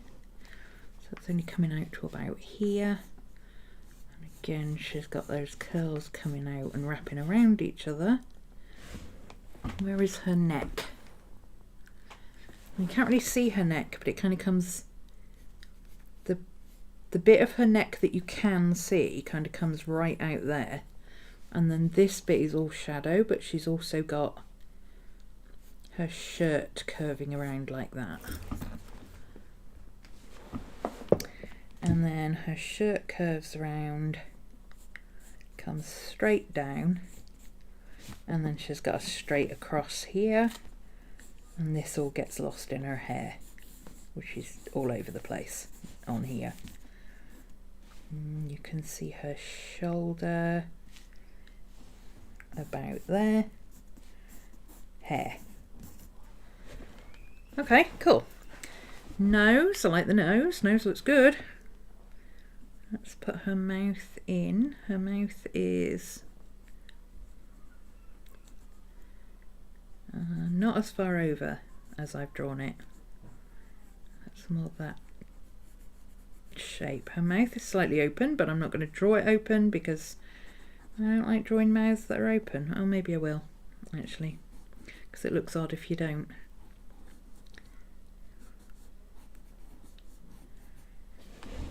Okay, that mouth needs some work, but the placement is good.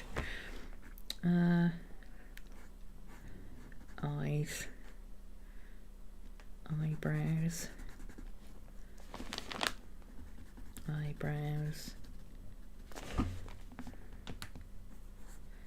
eyes. How is she looking? Over there. Do I need her eyes in? Maybe I'll just put that bit in.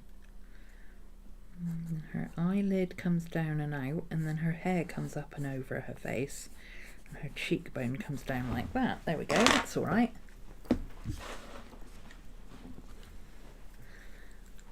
Let's go over that in a darker colour now. So we've got, let's see, her hair's coming up and over here, swooping up and over and going over like that, curling around her face, up and round, flicking out the back, curving round, coming down underneath, over her shoulder, around here. We'll deal with that later. There's her neck. Oh, I connected that to the wrong line. That's why it looked a bit odd. There we go. More hair. Her shoulder is coming out in line with her chin, so that side is her shoulder. I think she's kind of sat with her arm like that up on her knee. I like this shape I've got going on here, that's good.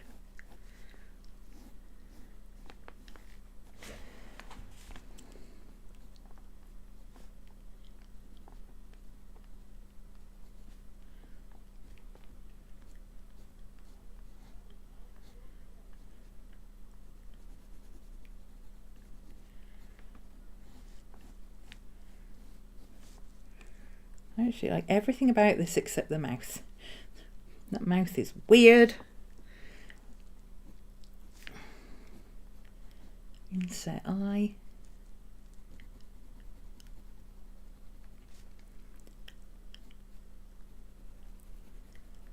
Shadow. That hair coming down across her eye there. That mouth is awful. So I'm going to go at that one.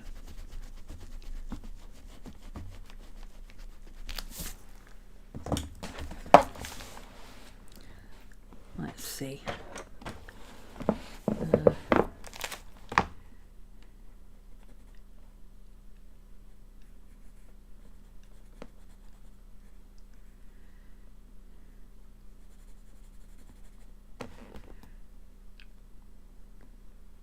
Oh, her mouth's off centre. She's got the same problem as me. Her mouth isn't under her nose. And that's why it looks weird.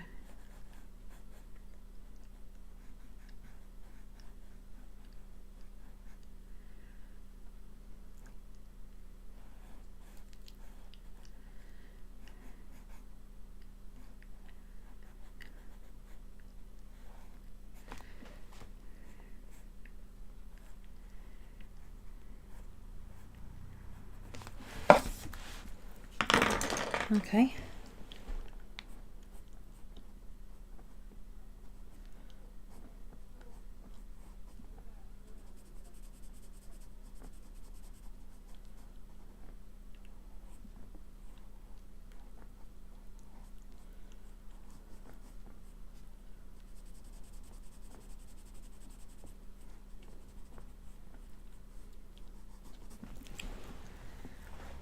Little bit odd looking, but that's how it looks in the photo. So I'm going with it.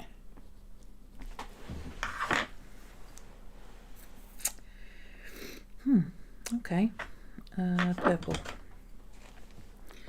So her shadow, she hasn't actually got a lot of shadows, but she does have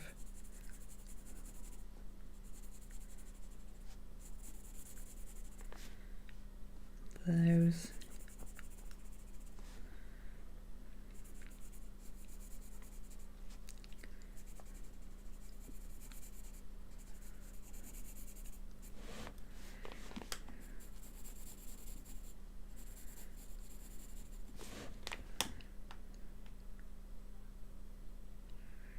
This is all shadow, but her neck isn't shadow.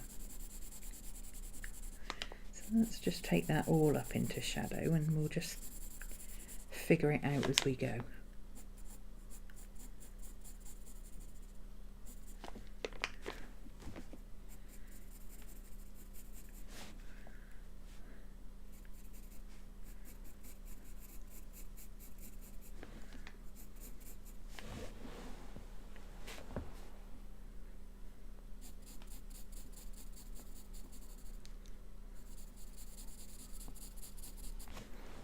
Okay, that'll do. Right.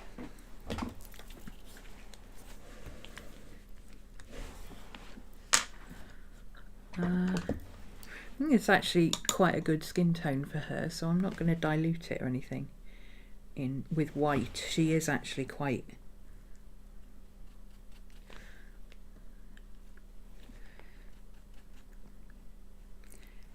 peachy skinned.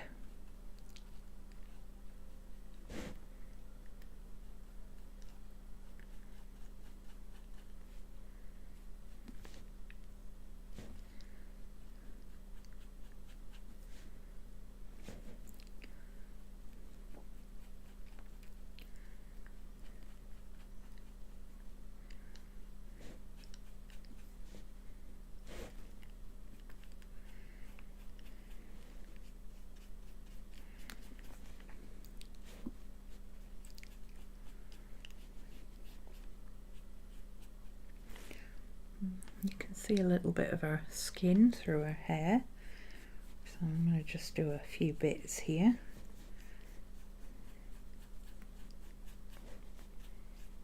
Like that. Yep. I'm liking this. I don't normally do, like if I'm going to layer paint. Hey Diane, been a while. Diana, sorry. We're good, thank you. Maddie's I don't know where she is. She's probably gone to sit back outside. She's wandering around in her pink bathrobe somewhere. How are you? It's been a while. It's nice to see some old faces coming back to the channel.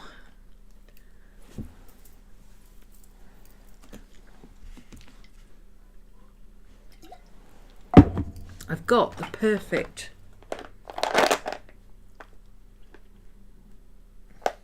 forest green for her jumper there. Where's it gone?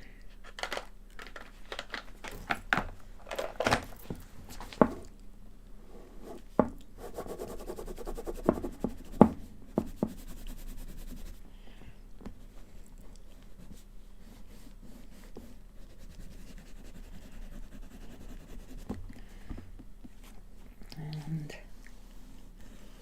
this side we'll just, I'm going to paint over it so I'm not too worried about it being exact. There we go.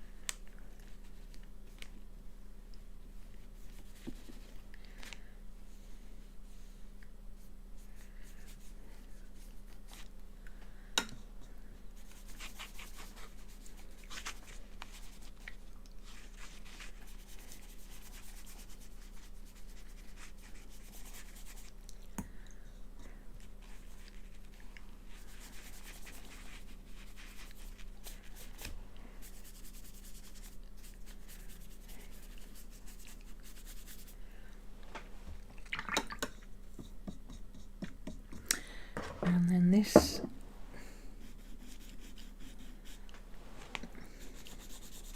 her t-shirt is black, so I'm gonna use my Stabilo All pencil. This is a really dark pencil.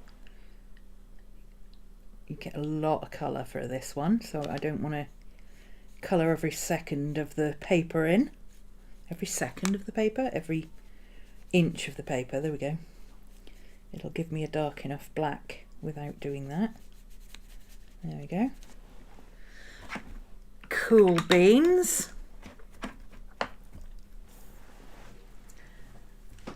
I think I'll use the same colours for the hair, because her hair is very much the same colour, so I think I'm just going to do the same colours again, because I've already got them out on my palette. I'll just do them in a slightly different configuration because her hair is lighter around the front and darker at the back. So let's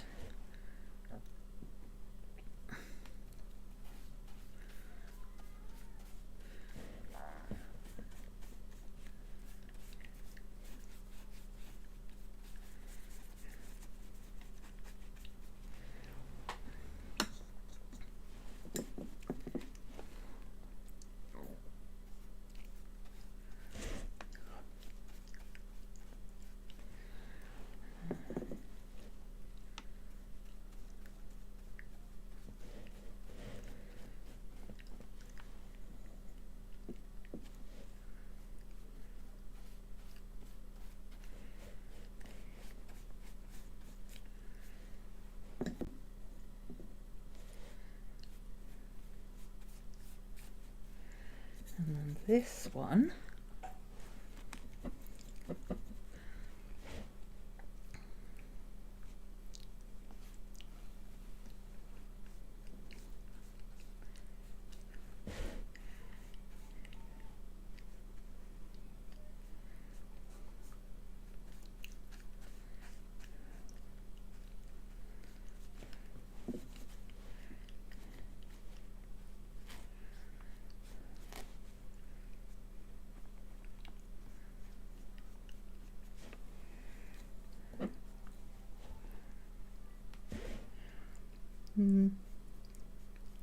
paper's getting a little bit too wet, but it's okay.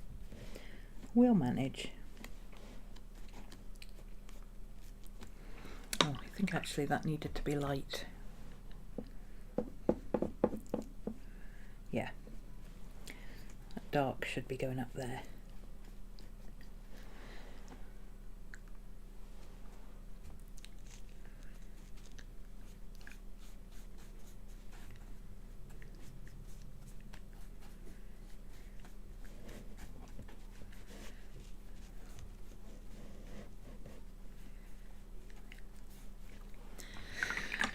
What colour should we do the background?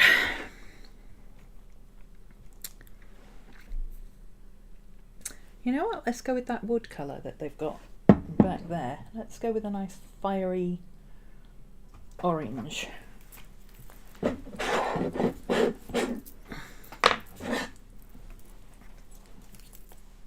It's a translucent orange, so it's not going to be crazy bright, but it'll be interesting.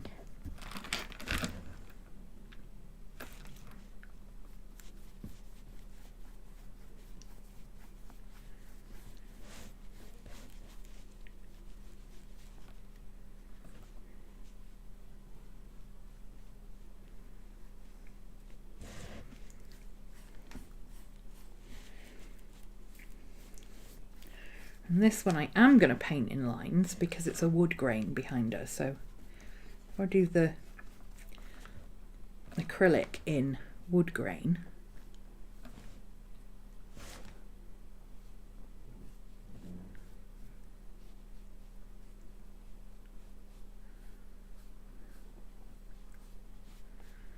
like that, we can play with that texture later.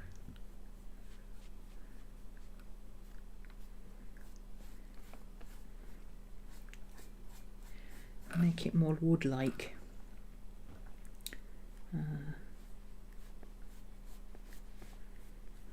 Cutting around this hair. I put that hair a little bit too far out, so let's curve it back in a bit. There.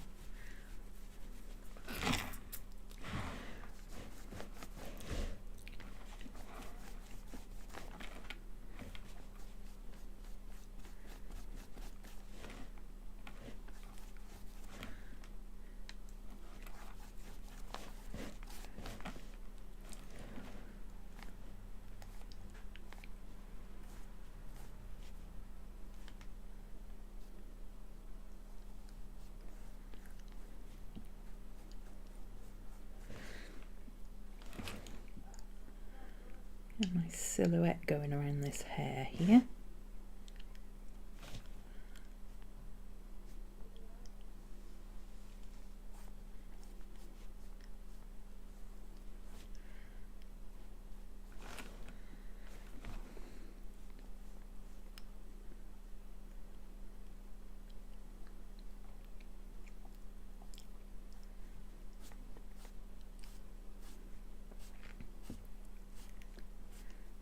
There we go.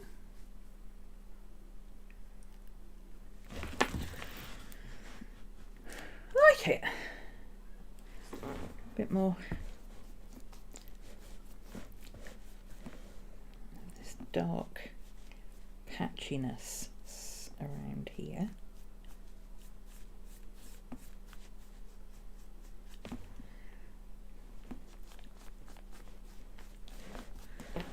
That's better.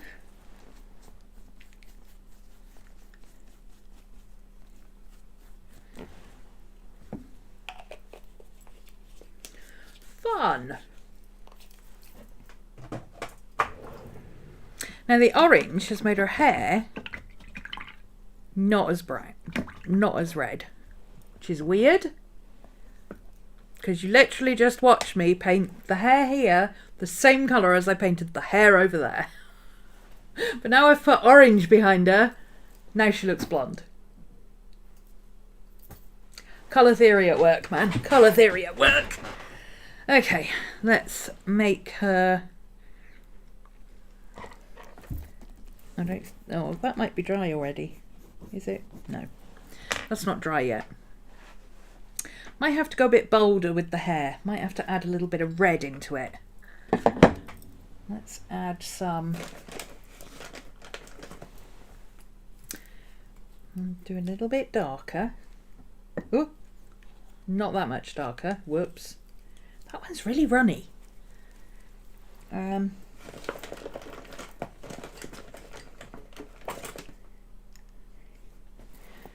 a bit of this.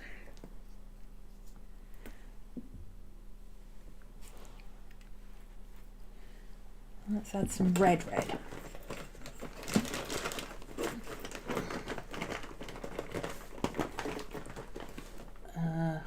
That's carmine. There is... Ooh! No, let's add orange. Don't use orange very often. Hey, Katie. You're extremely late. You're so late we've almost just about finished, but we've overrun a little bit. And then let's add a little bit of red to that. Okay, let's see what we can do with this.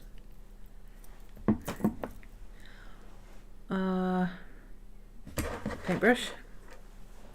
Paintbrushes are good. Actually, no, I'm going to use a big paintbrush. It's easier to do curls with a big paintbrush. Okay. I didn't need that much of that one. Bit of red. That red is very overpowering.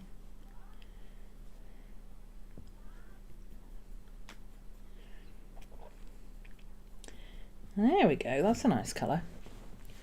Let's do that in, oh, there we go. I'm going to keep some of the blonde underneath it, but let's do the darker bits at the back here in this darker colour.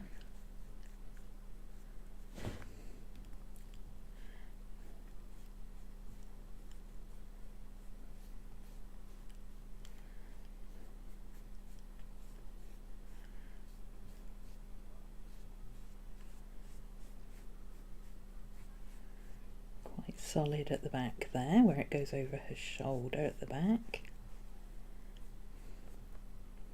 Let's just paint over this bit. I'm struggling with that bit of hair there, so let's just paint over it and do it again. Okay, we got this. Her widow's peak is quite dark. Under there.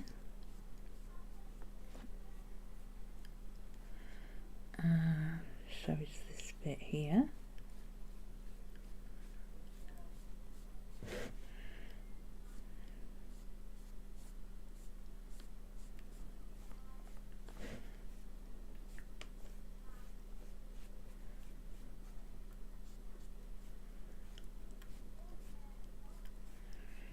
There's a big tangle of shadows and hair and no idea what's going on here, so I'm just going to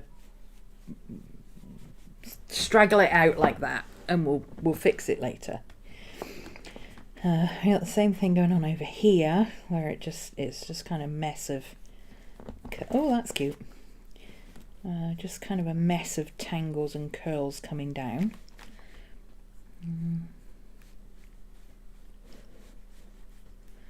Put some shape in there.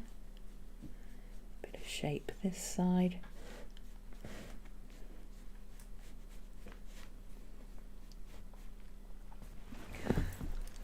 That's better. She's a bit darker now. Oh, she looks a bit like ginger snaps with the white streaks. Fun. Let's put a bit more orange in it, make it a little bit more fiery at the front.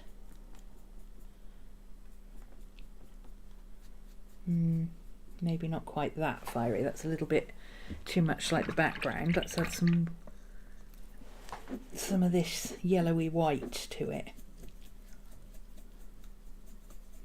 There we go.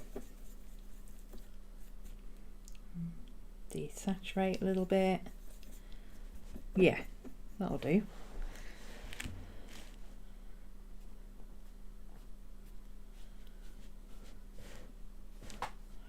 Try and keep some of the yellow underneath so it doesn't look The background's going to go darker, don't worry about that. That's because it's going to be wood.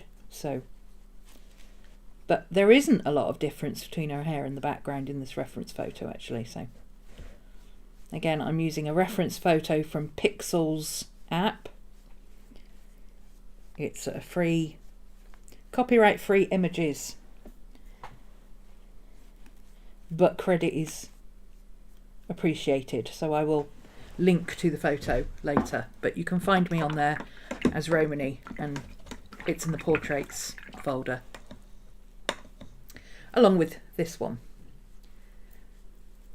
Okay, I think I want to darken the background. I don't think she stands out from the background enough, so I want to darken it a bit, and I'm going to do that with a translucent colour because I don't want to cover that nice effect I've got going on there. But I do have some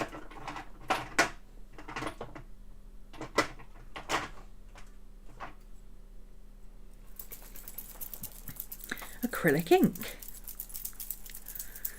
So let's put some acrylic ink over this. Oh, I know.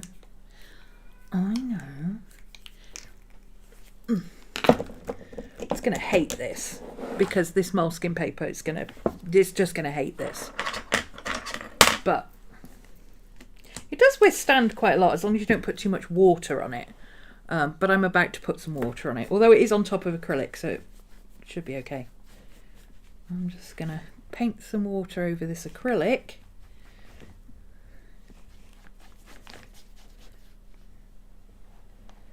Get a couple of bits in around her hair. Don't have to do all of it. Let's throw on some dark ink.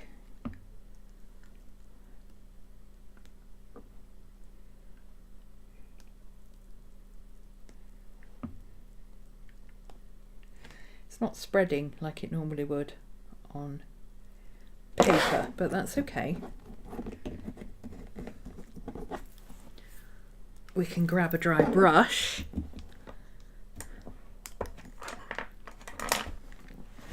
and kind of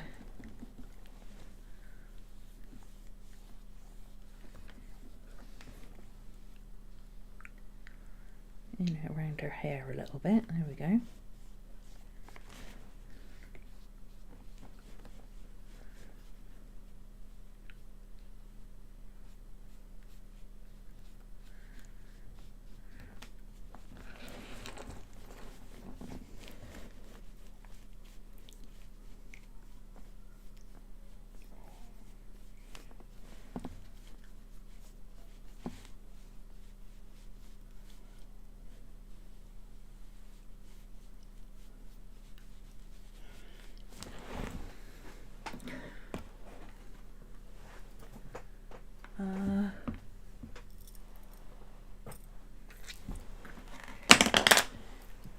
Don't really want to use this one because it's got oil paint on it, but we'll have to hope we don't end up with oil paint all over her face.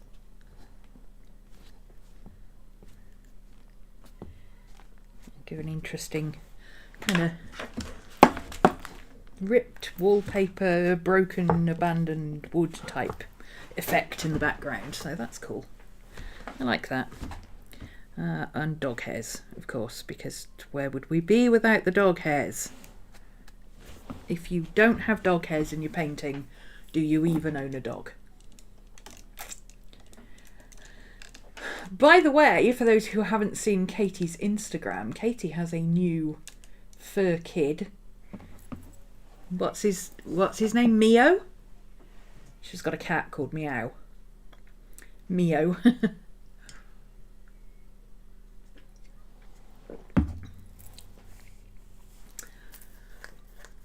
Okay.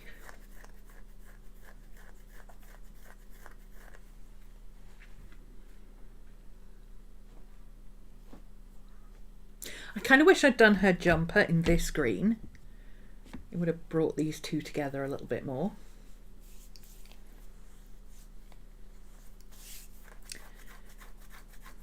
Maybe, well, it's paint. I can paint over it, can't I?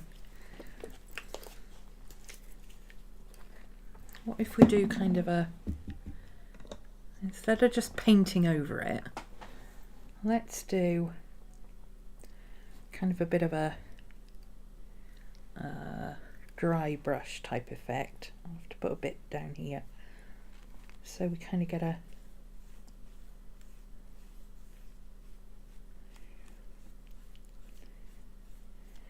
kind of a knitted texture like we've got on the other page.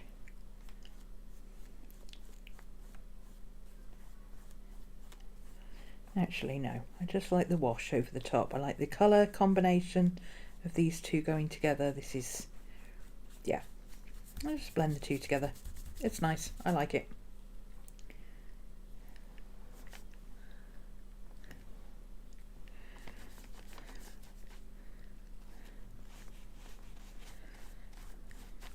Just tones down that vivid blue a little bit.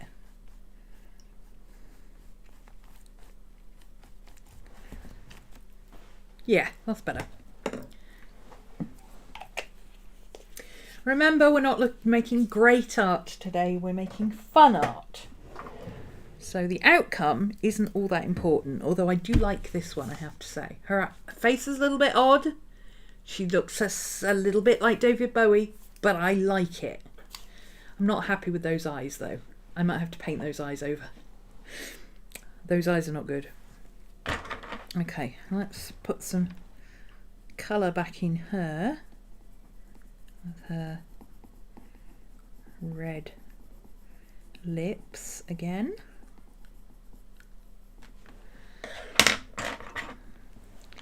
That dark section in her mouth needs to be darker than that.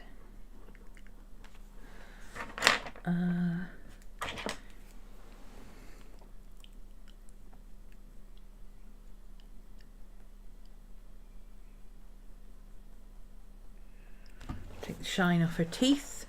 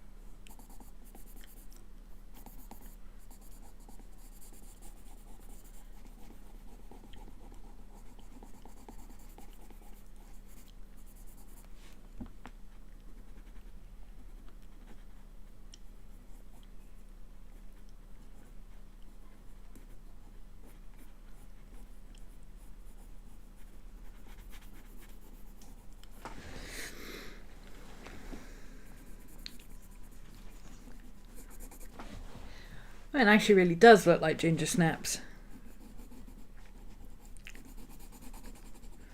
That was not intentional, but I don't dislike it.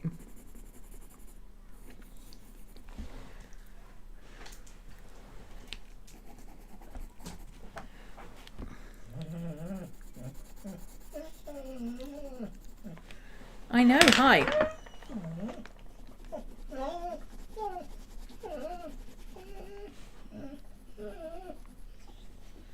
Hello. Hi, how you doing?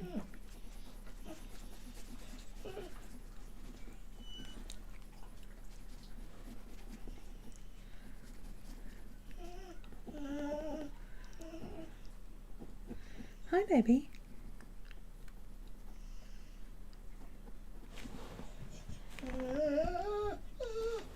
Hey, yo!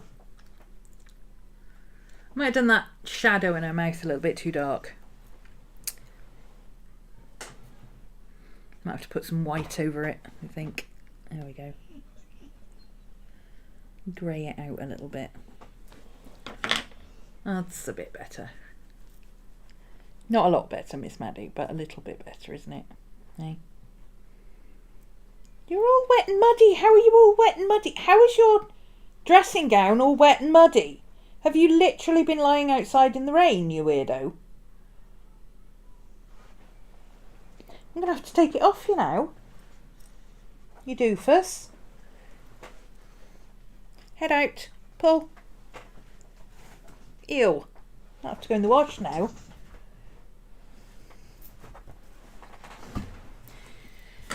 Weird animal. Okay. What do I... Oops, stop wiggling about.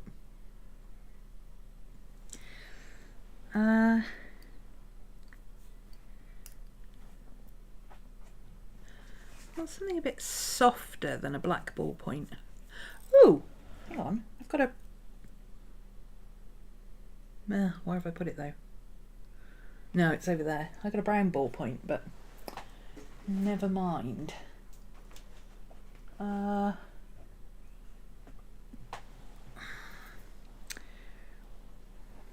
Okay, let's just use graphite. Let's just use graphite.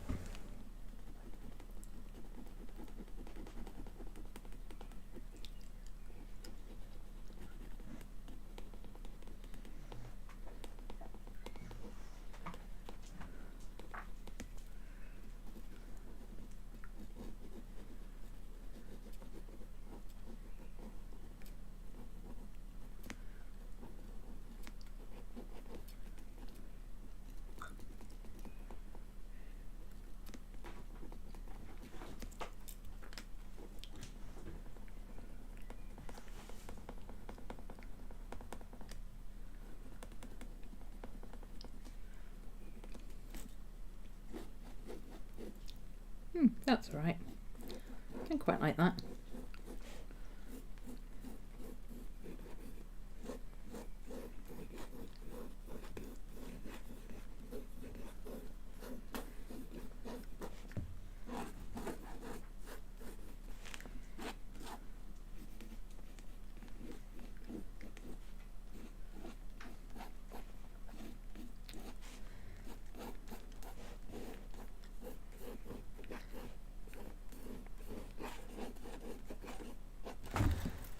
Yeah, that'll do. That's a very harsh line there. It went over the wet paint.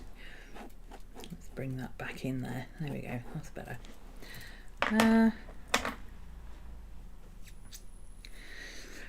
Now, how am I going to do the eyes on this one? Maybe I'll what if I just do the eyes in pencil?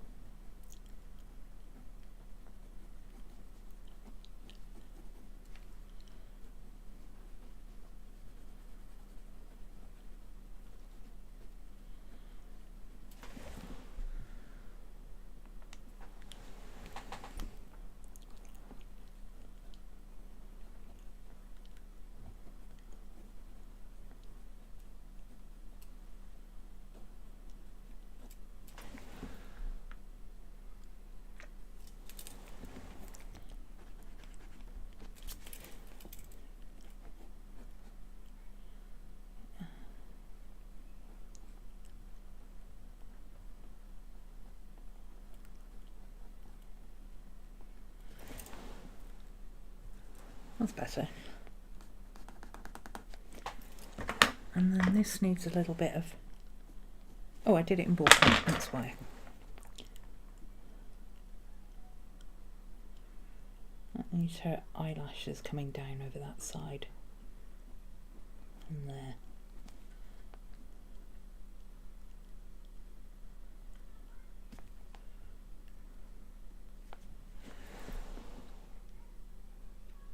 My God, she really does look like Ginger Snaps. Wasn't meant to be Ginger Snaps, but that's who it looks like. I like it. I like it. I'm going to do her upper lip a little bit darker. Give her a little bit more shape there. Yep.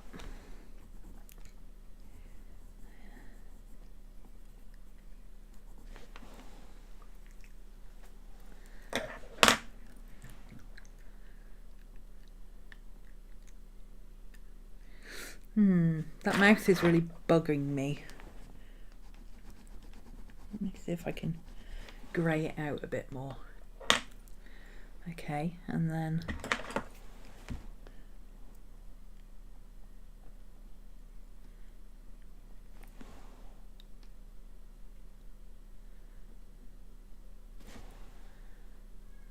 well, no, she just looks like a weirdo. Okay. Let's come back to the mouth in a second because we're just making it worse. I'd like to put some purple in her hair, I think, just to give it a little bit more definition from the background. There we go. I like that.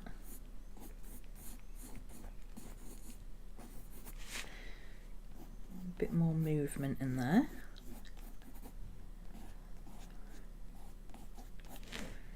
Don't really need it this side, but I'll do it on this bit here. Yes, okay. Now let's put this blonde bit back in. Now I got to do it with the white, haven't I? Okay, let's give her a few lighter bits and the white there.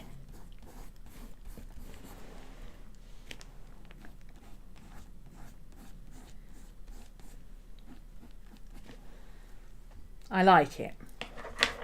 This has worked out a lot better than I thought it was going to, I have to admit. I prefer the dry media, mixed media here. This is a bit too wet now for me. So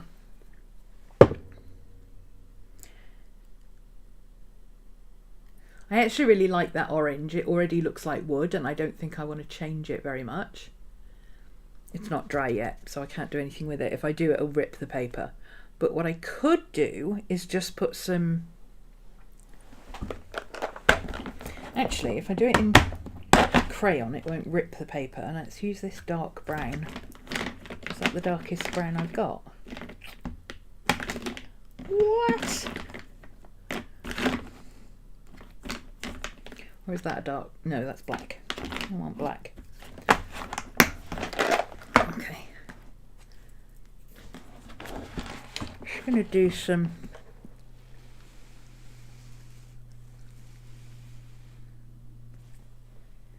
kind of like wood paneling just to break up this really large expanse of orange.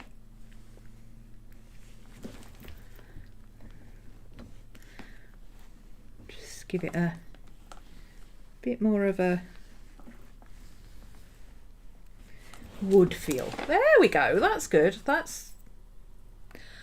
And put the crown down. That's all we needed. I hate this. This has got to go. But I painted it with acrylic, so now I can go over it with that green again. And this time it'll come out the same colour as that page. I went wrong with that. That bluey green is just not cricket, I'm telling you.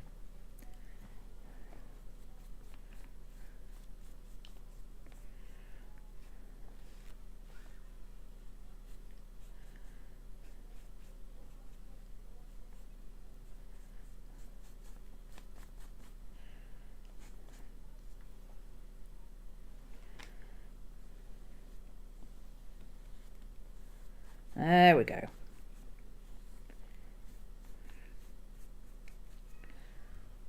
Better. Okay, better.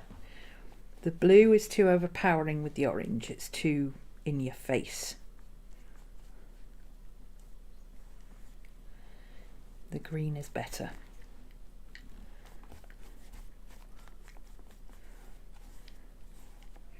And it's a matte green because it's a chalk fresco paint, so it will dry to a similar sheen to the acrylic, so it'll all be matte in the end. Nothing on this is shiny at all, except for, well, the ballpoint pen catches the light, but nothing else is shiny, so that's better. Okay, stop messing with it now. I feel like we need the black to be a little darker, but I don't want to go crazy. So let's take a dark blue first, which is what I used here.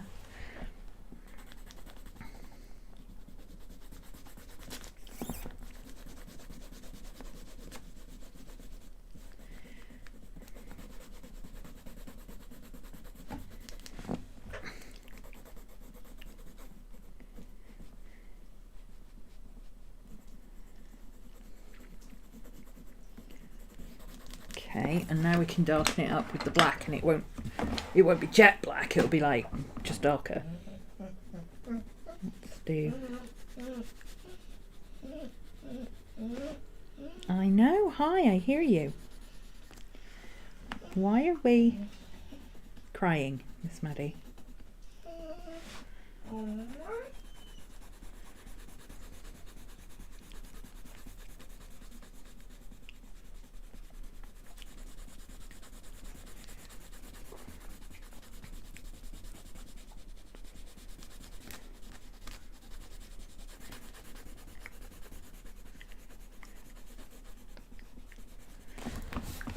Better. Let's do some shading under the jacket.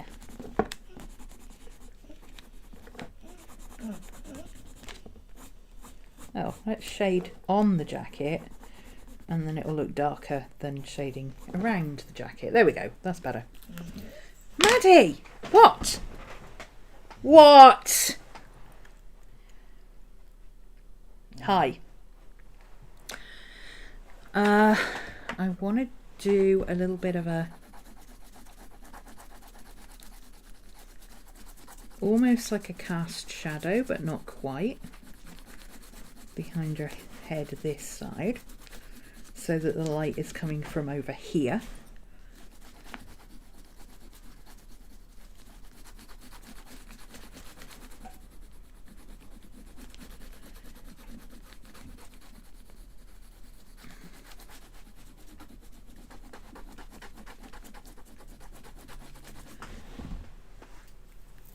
Yes.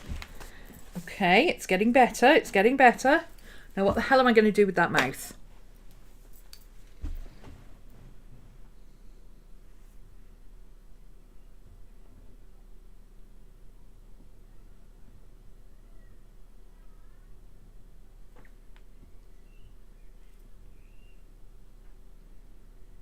Somebody help. I know the inside of her mouth needs to be kind of a greyish pink with darker edges, even though there's teeth there. But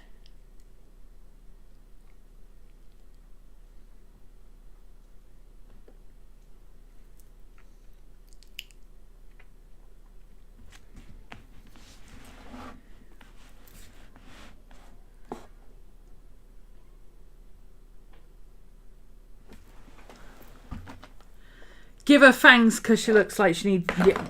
Honestly, I'm thinking that might be... Yeah, she looks like Ginger Snaps. She looks like a werewolf.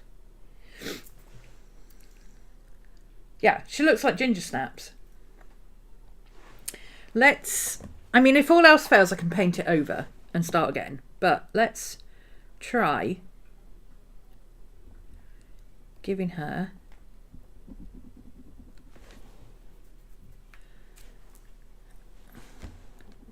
a bit darker in there, and then let's try doing I want a really tiny paintbrush. Have I got one? Do I even have a really I do have a really tiny paintbrush. I'm not sure where it is. Okay, now I don't want to use white. I want to use kind of a greyish colour, so let's use the white we've got here, which is gouache, with some of this browny pinky purple colour.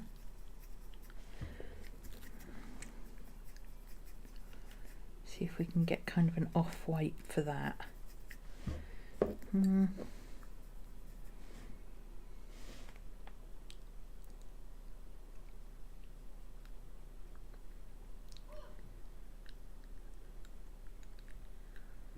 start with all one colour to begin with. I think I probably should have just gone over it with white, to be honest. But I don't want white. I want... You know what I'm going to do? I'm going to go back to the face colour. We're going to start again. That's what we're going to do. Before the paper goes, ah!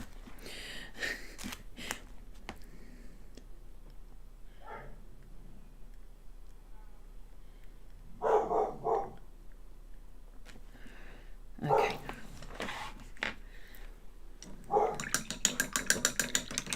Let's leave that to dry. And then we can do a much subtler colour over the top. And that colour will work for fangs as well. She needs to have like dog-like fangs, I think. Let's let that dry first. I've lost a bit of her lip there.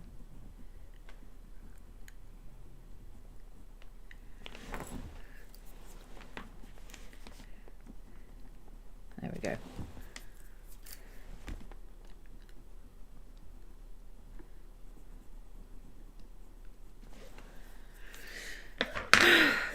Now she just looks deformed.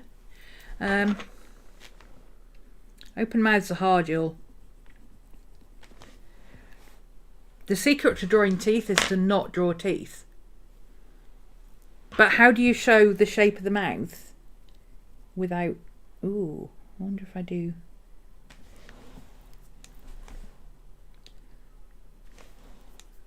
Ah, okay. I mean, it's not good, but she looks a little less deformed.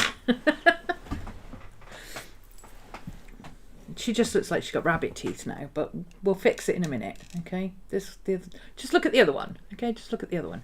Without her mouth, she's really good. That mouth is going to be a problem, and I no longer know how to fix it, so... We might have to just leave it like that.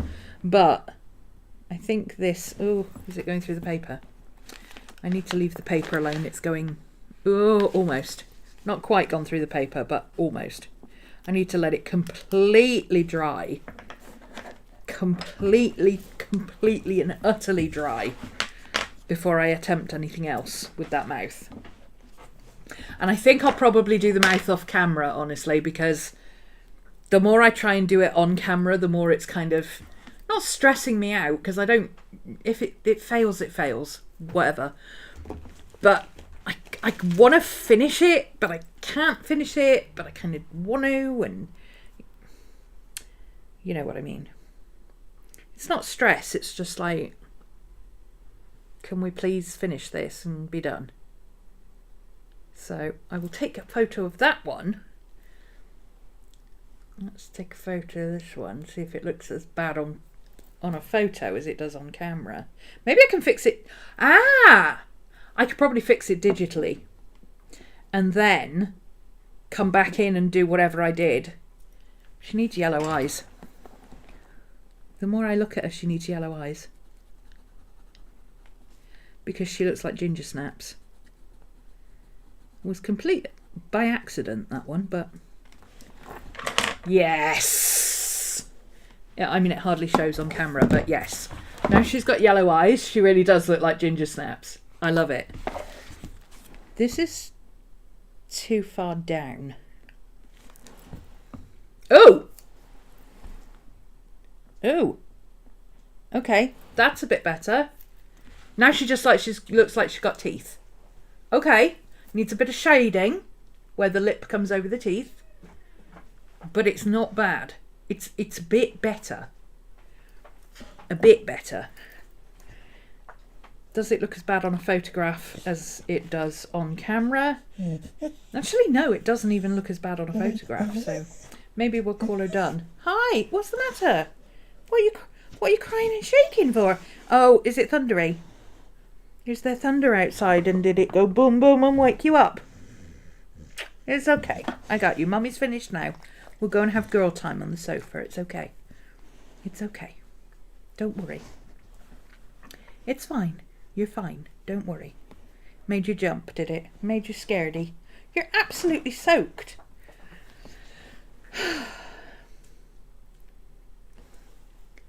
Okay, let's take a photo now. That I've adjusted the mouth just a tiny bit. Oh yeah, that looks much better. Even on, it looks better on a photo. In fact, on a photo you can really see all the texture. Well, you can't because I'm not zoomed in, but you can see all the texture and the colour that I can see. You can't see it on the camera, but look at the difference.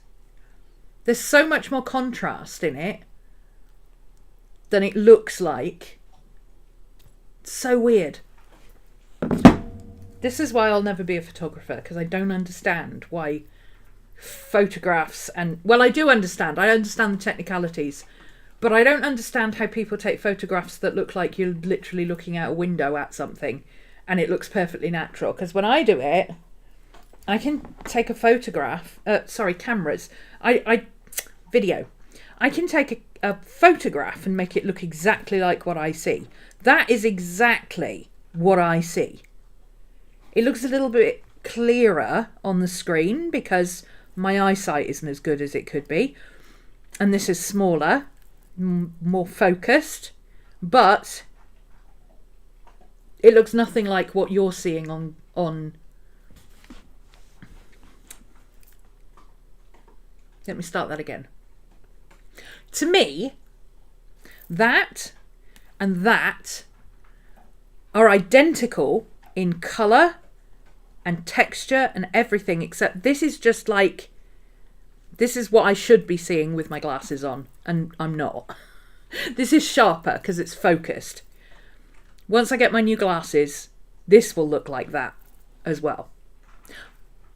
But on camera, the two look completely different.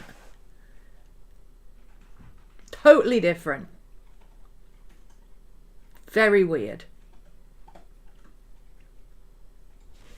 I can't explain that. But I am really happy with them. Apart from her teeth. Her teeth are... I'm just going to pretend her teeth don't exist, I think. I've fixed them as much as I can. I'm just going to leave it at that. Maybe I'll blot a little bit of this off to take the... Oh, there we go. Let's just blot a bit away. To take a bit away of the shine. There we go. Okay, I'm leaving it. I'm not touching it again. We'll pretend she's a werewolf. Okay? She's a werewolf. It's Ginger Snaps. That's why she's got weird teeth. Okay? That's it. I've really enjoyed this session. I'm going to need to do some more of this. And I think I will play more. I might have to get another moleskin. Do I need another moleskin? No. But I use this for my my studio work. So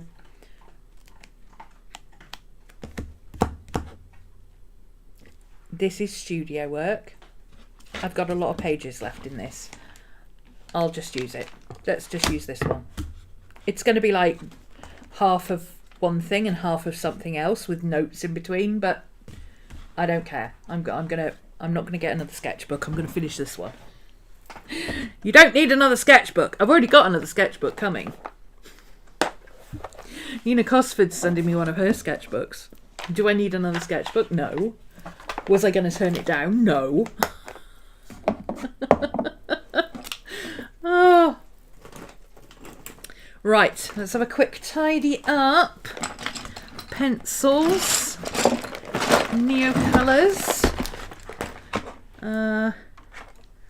Those three need to go there. These are going in here. That one can go with that one. Those are going back in the pencil case. Brushes in the brush pot.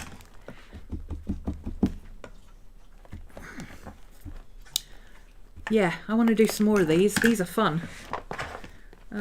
Pencil, eraser, brush pen,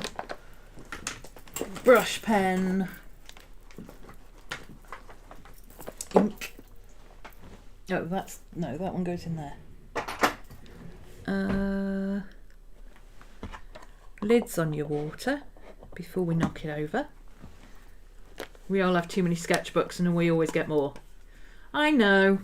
I don't care about having too many sketchbooks. But do I need another sketchbook? No. But I enjoy having lots of sketchbooks. And my word of the year is enjoy. So, actually, I think I've got another one of these somewhere that I haven't used yet. I think I had already bought one, but it was a hardcover.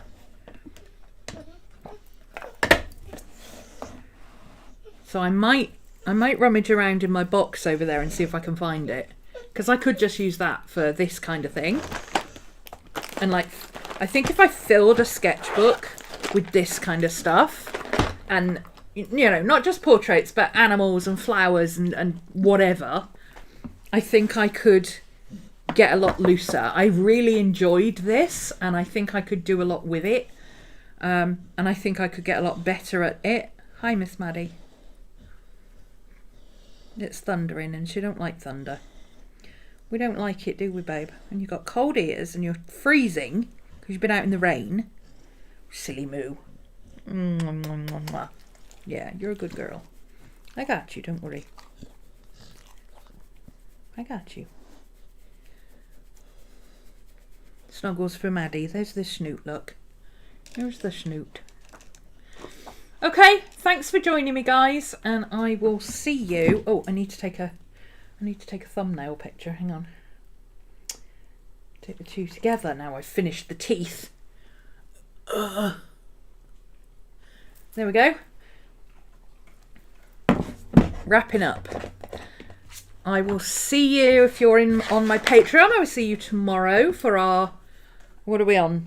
1, 2, 3, 4, 5th session of the month. If you are not, then I will see you back here again next week. Thanks, guys. Bye.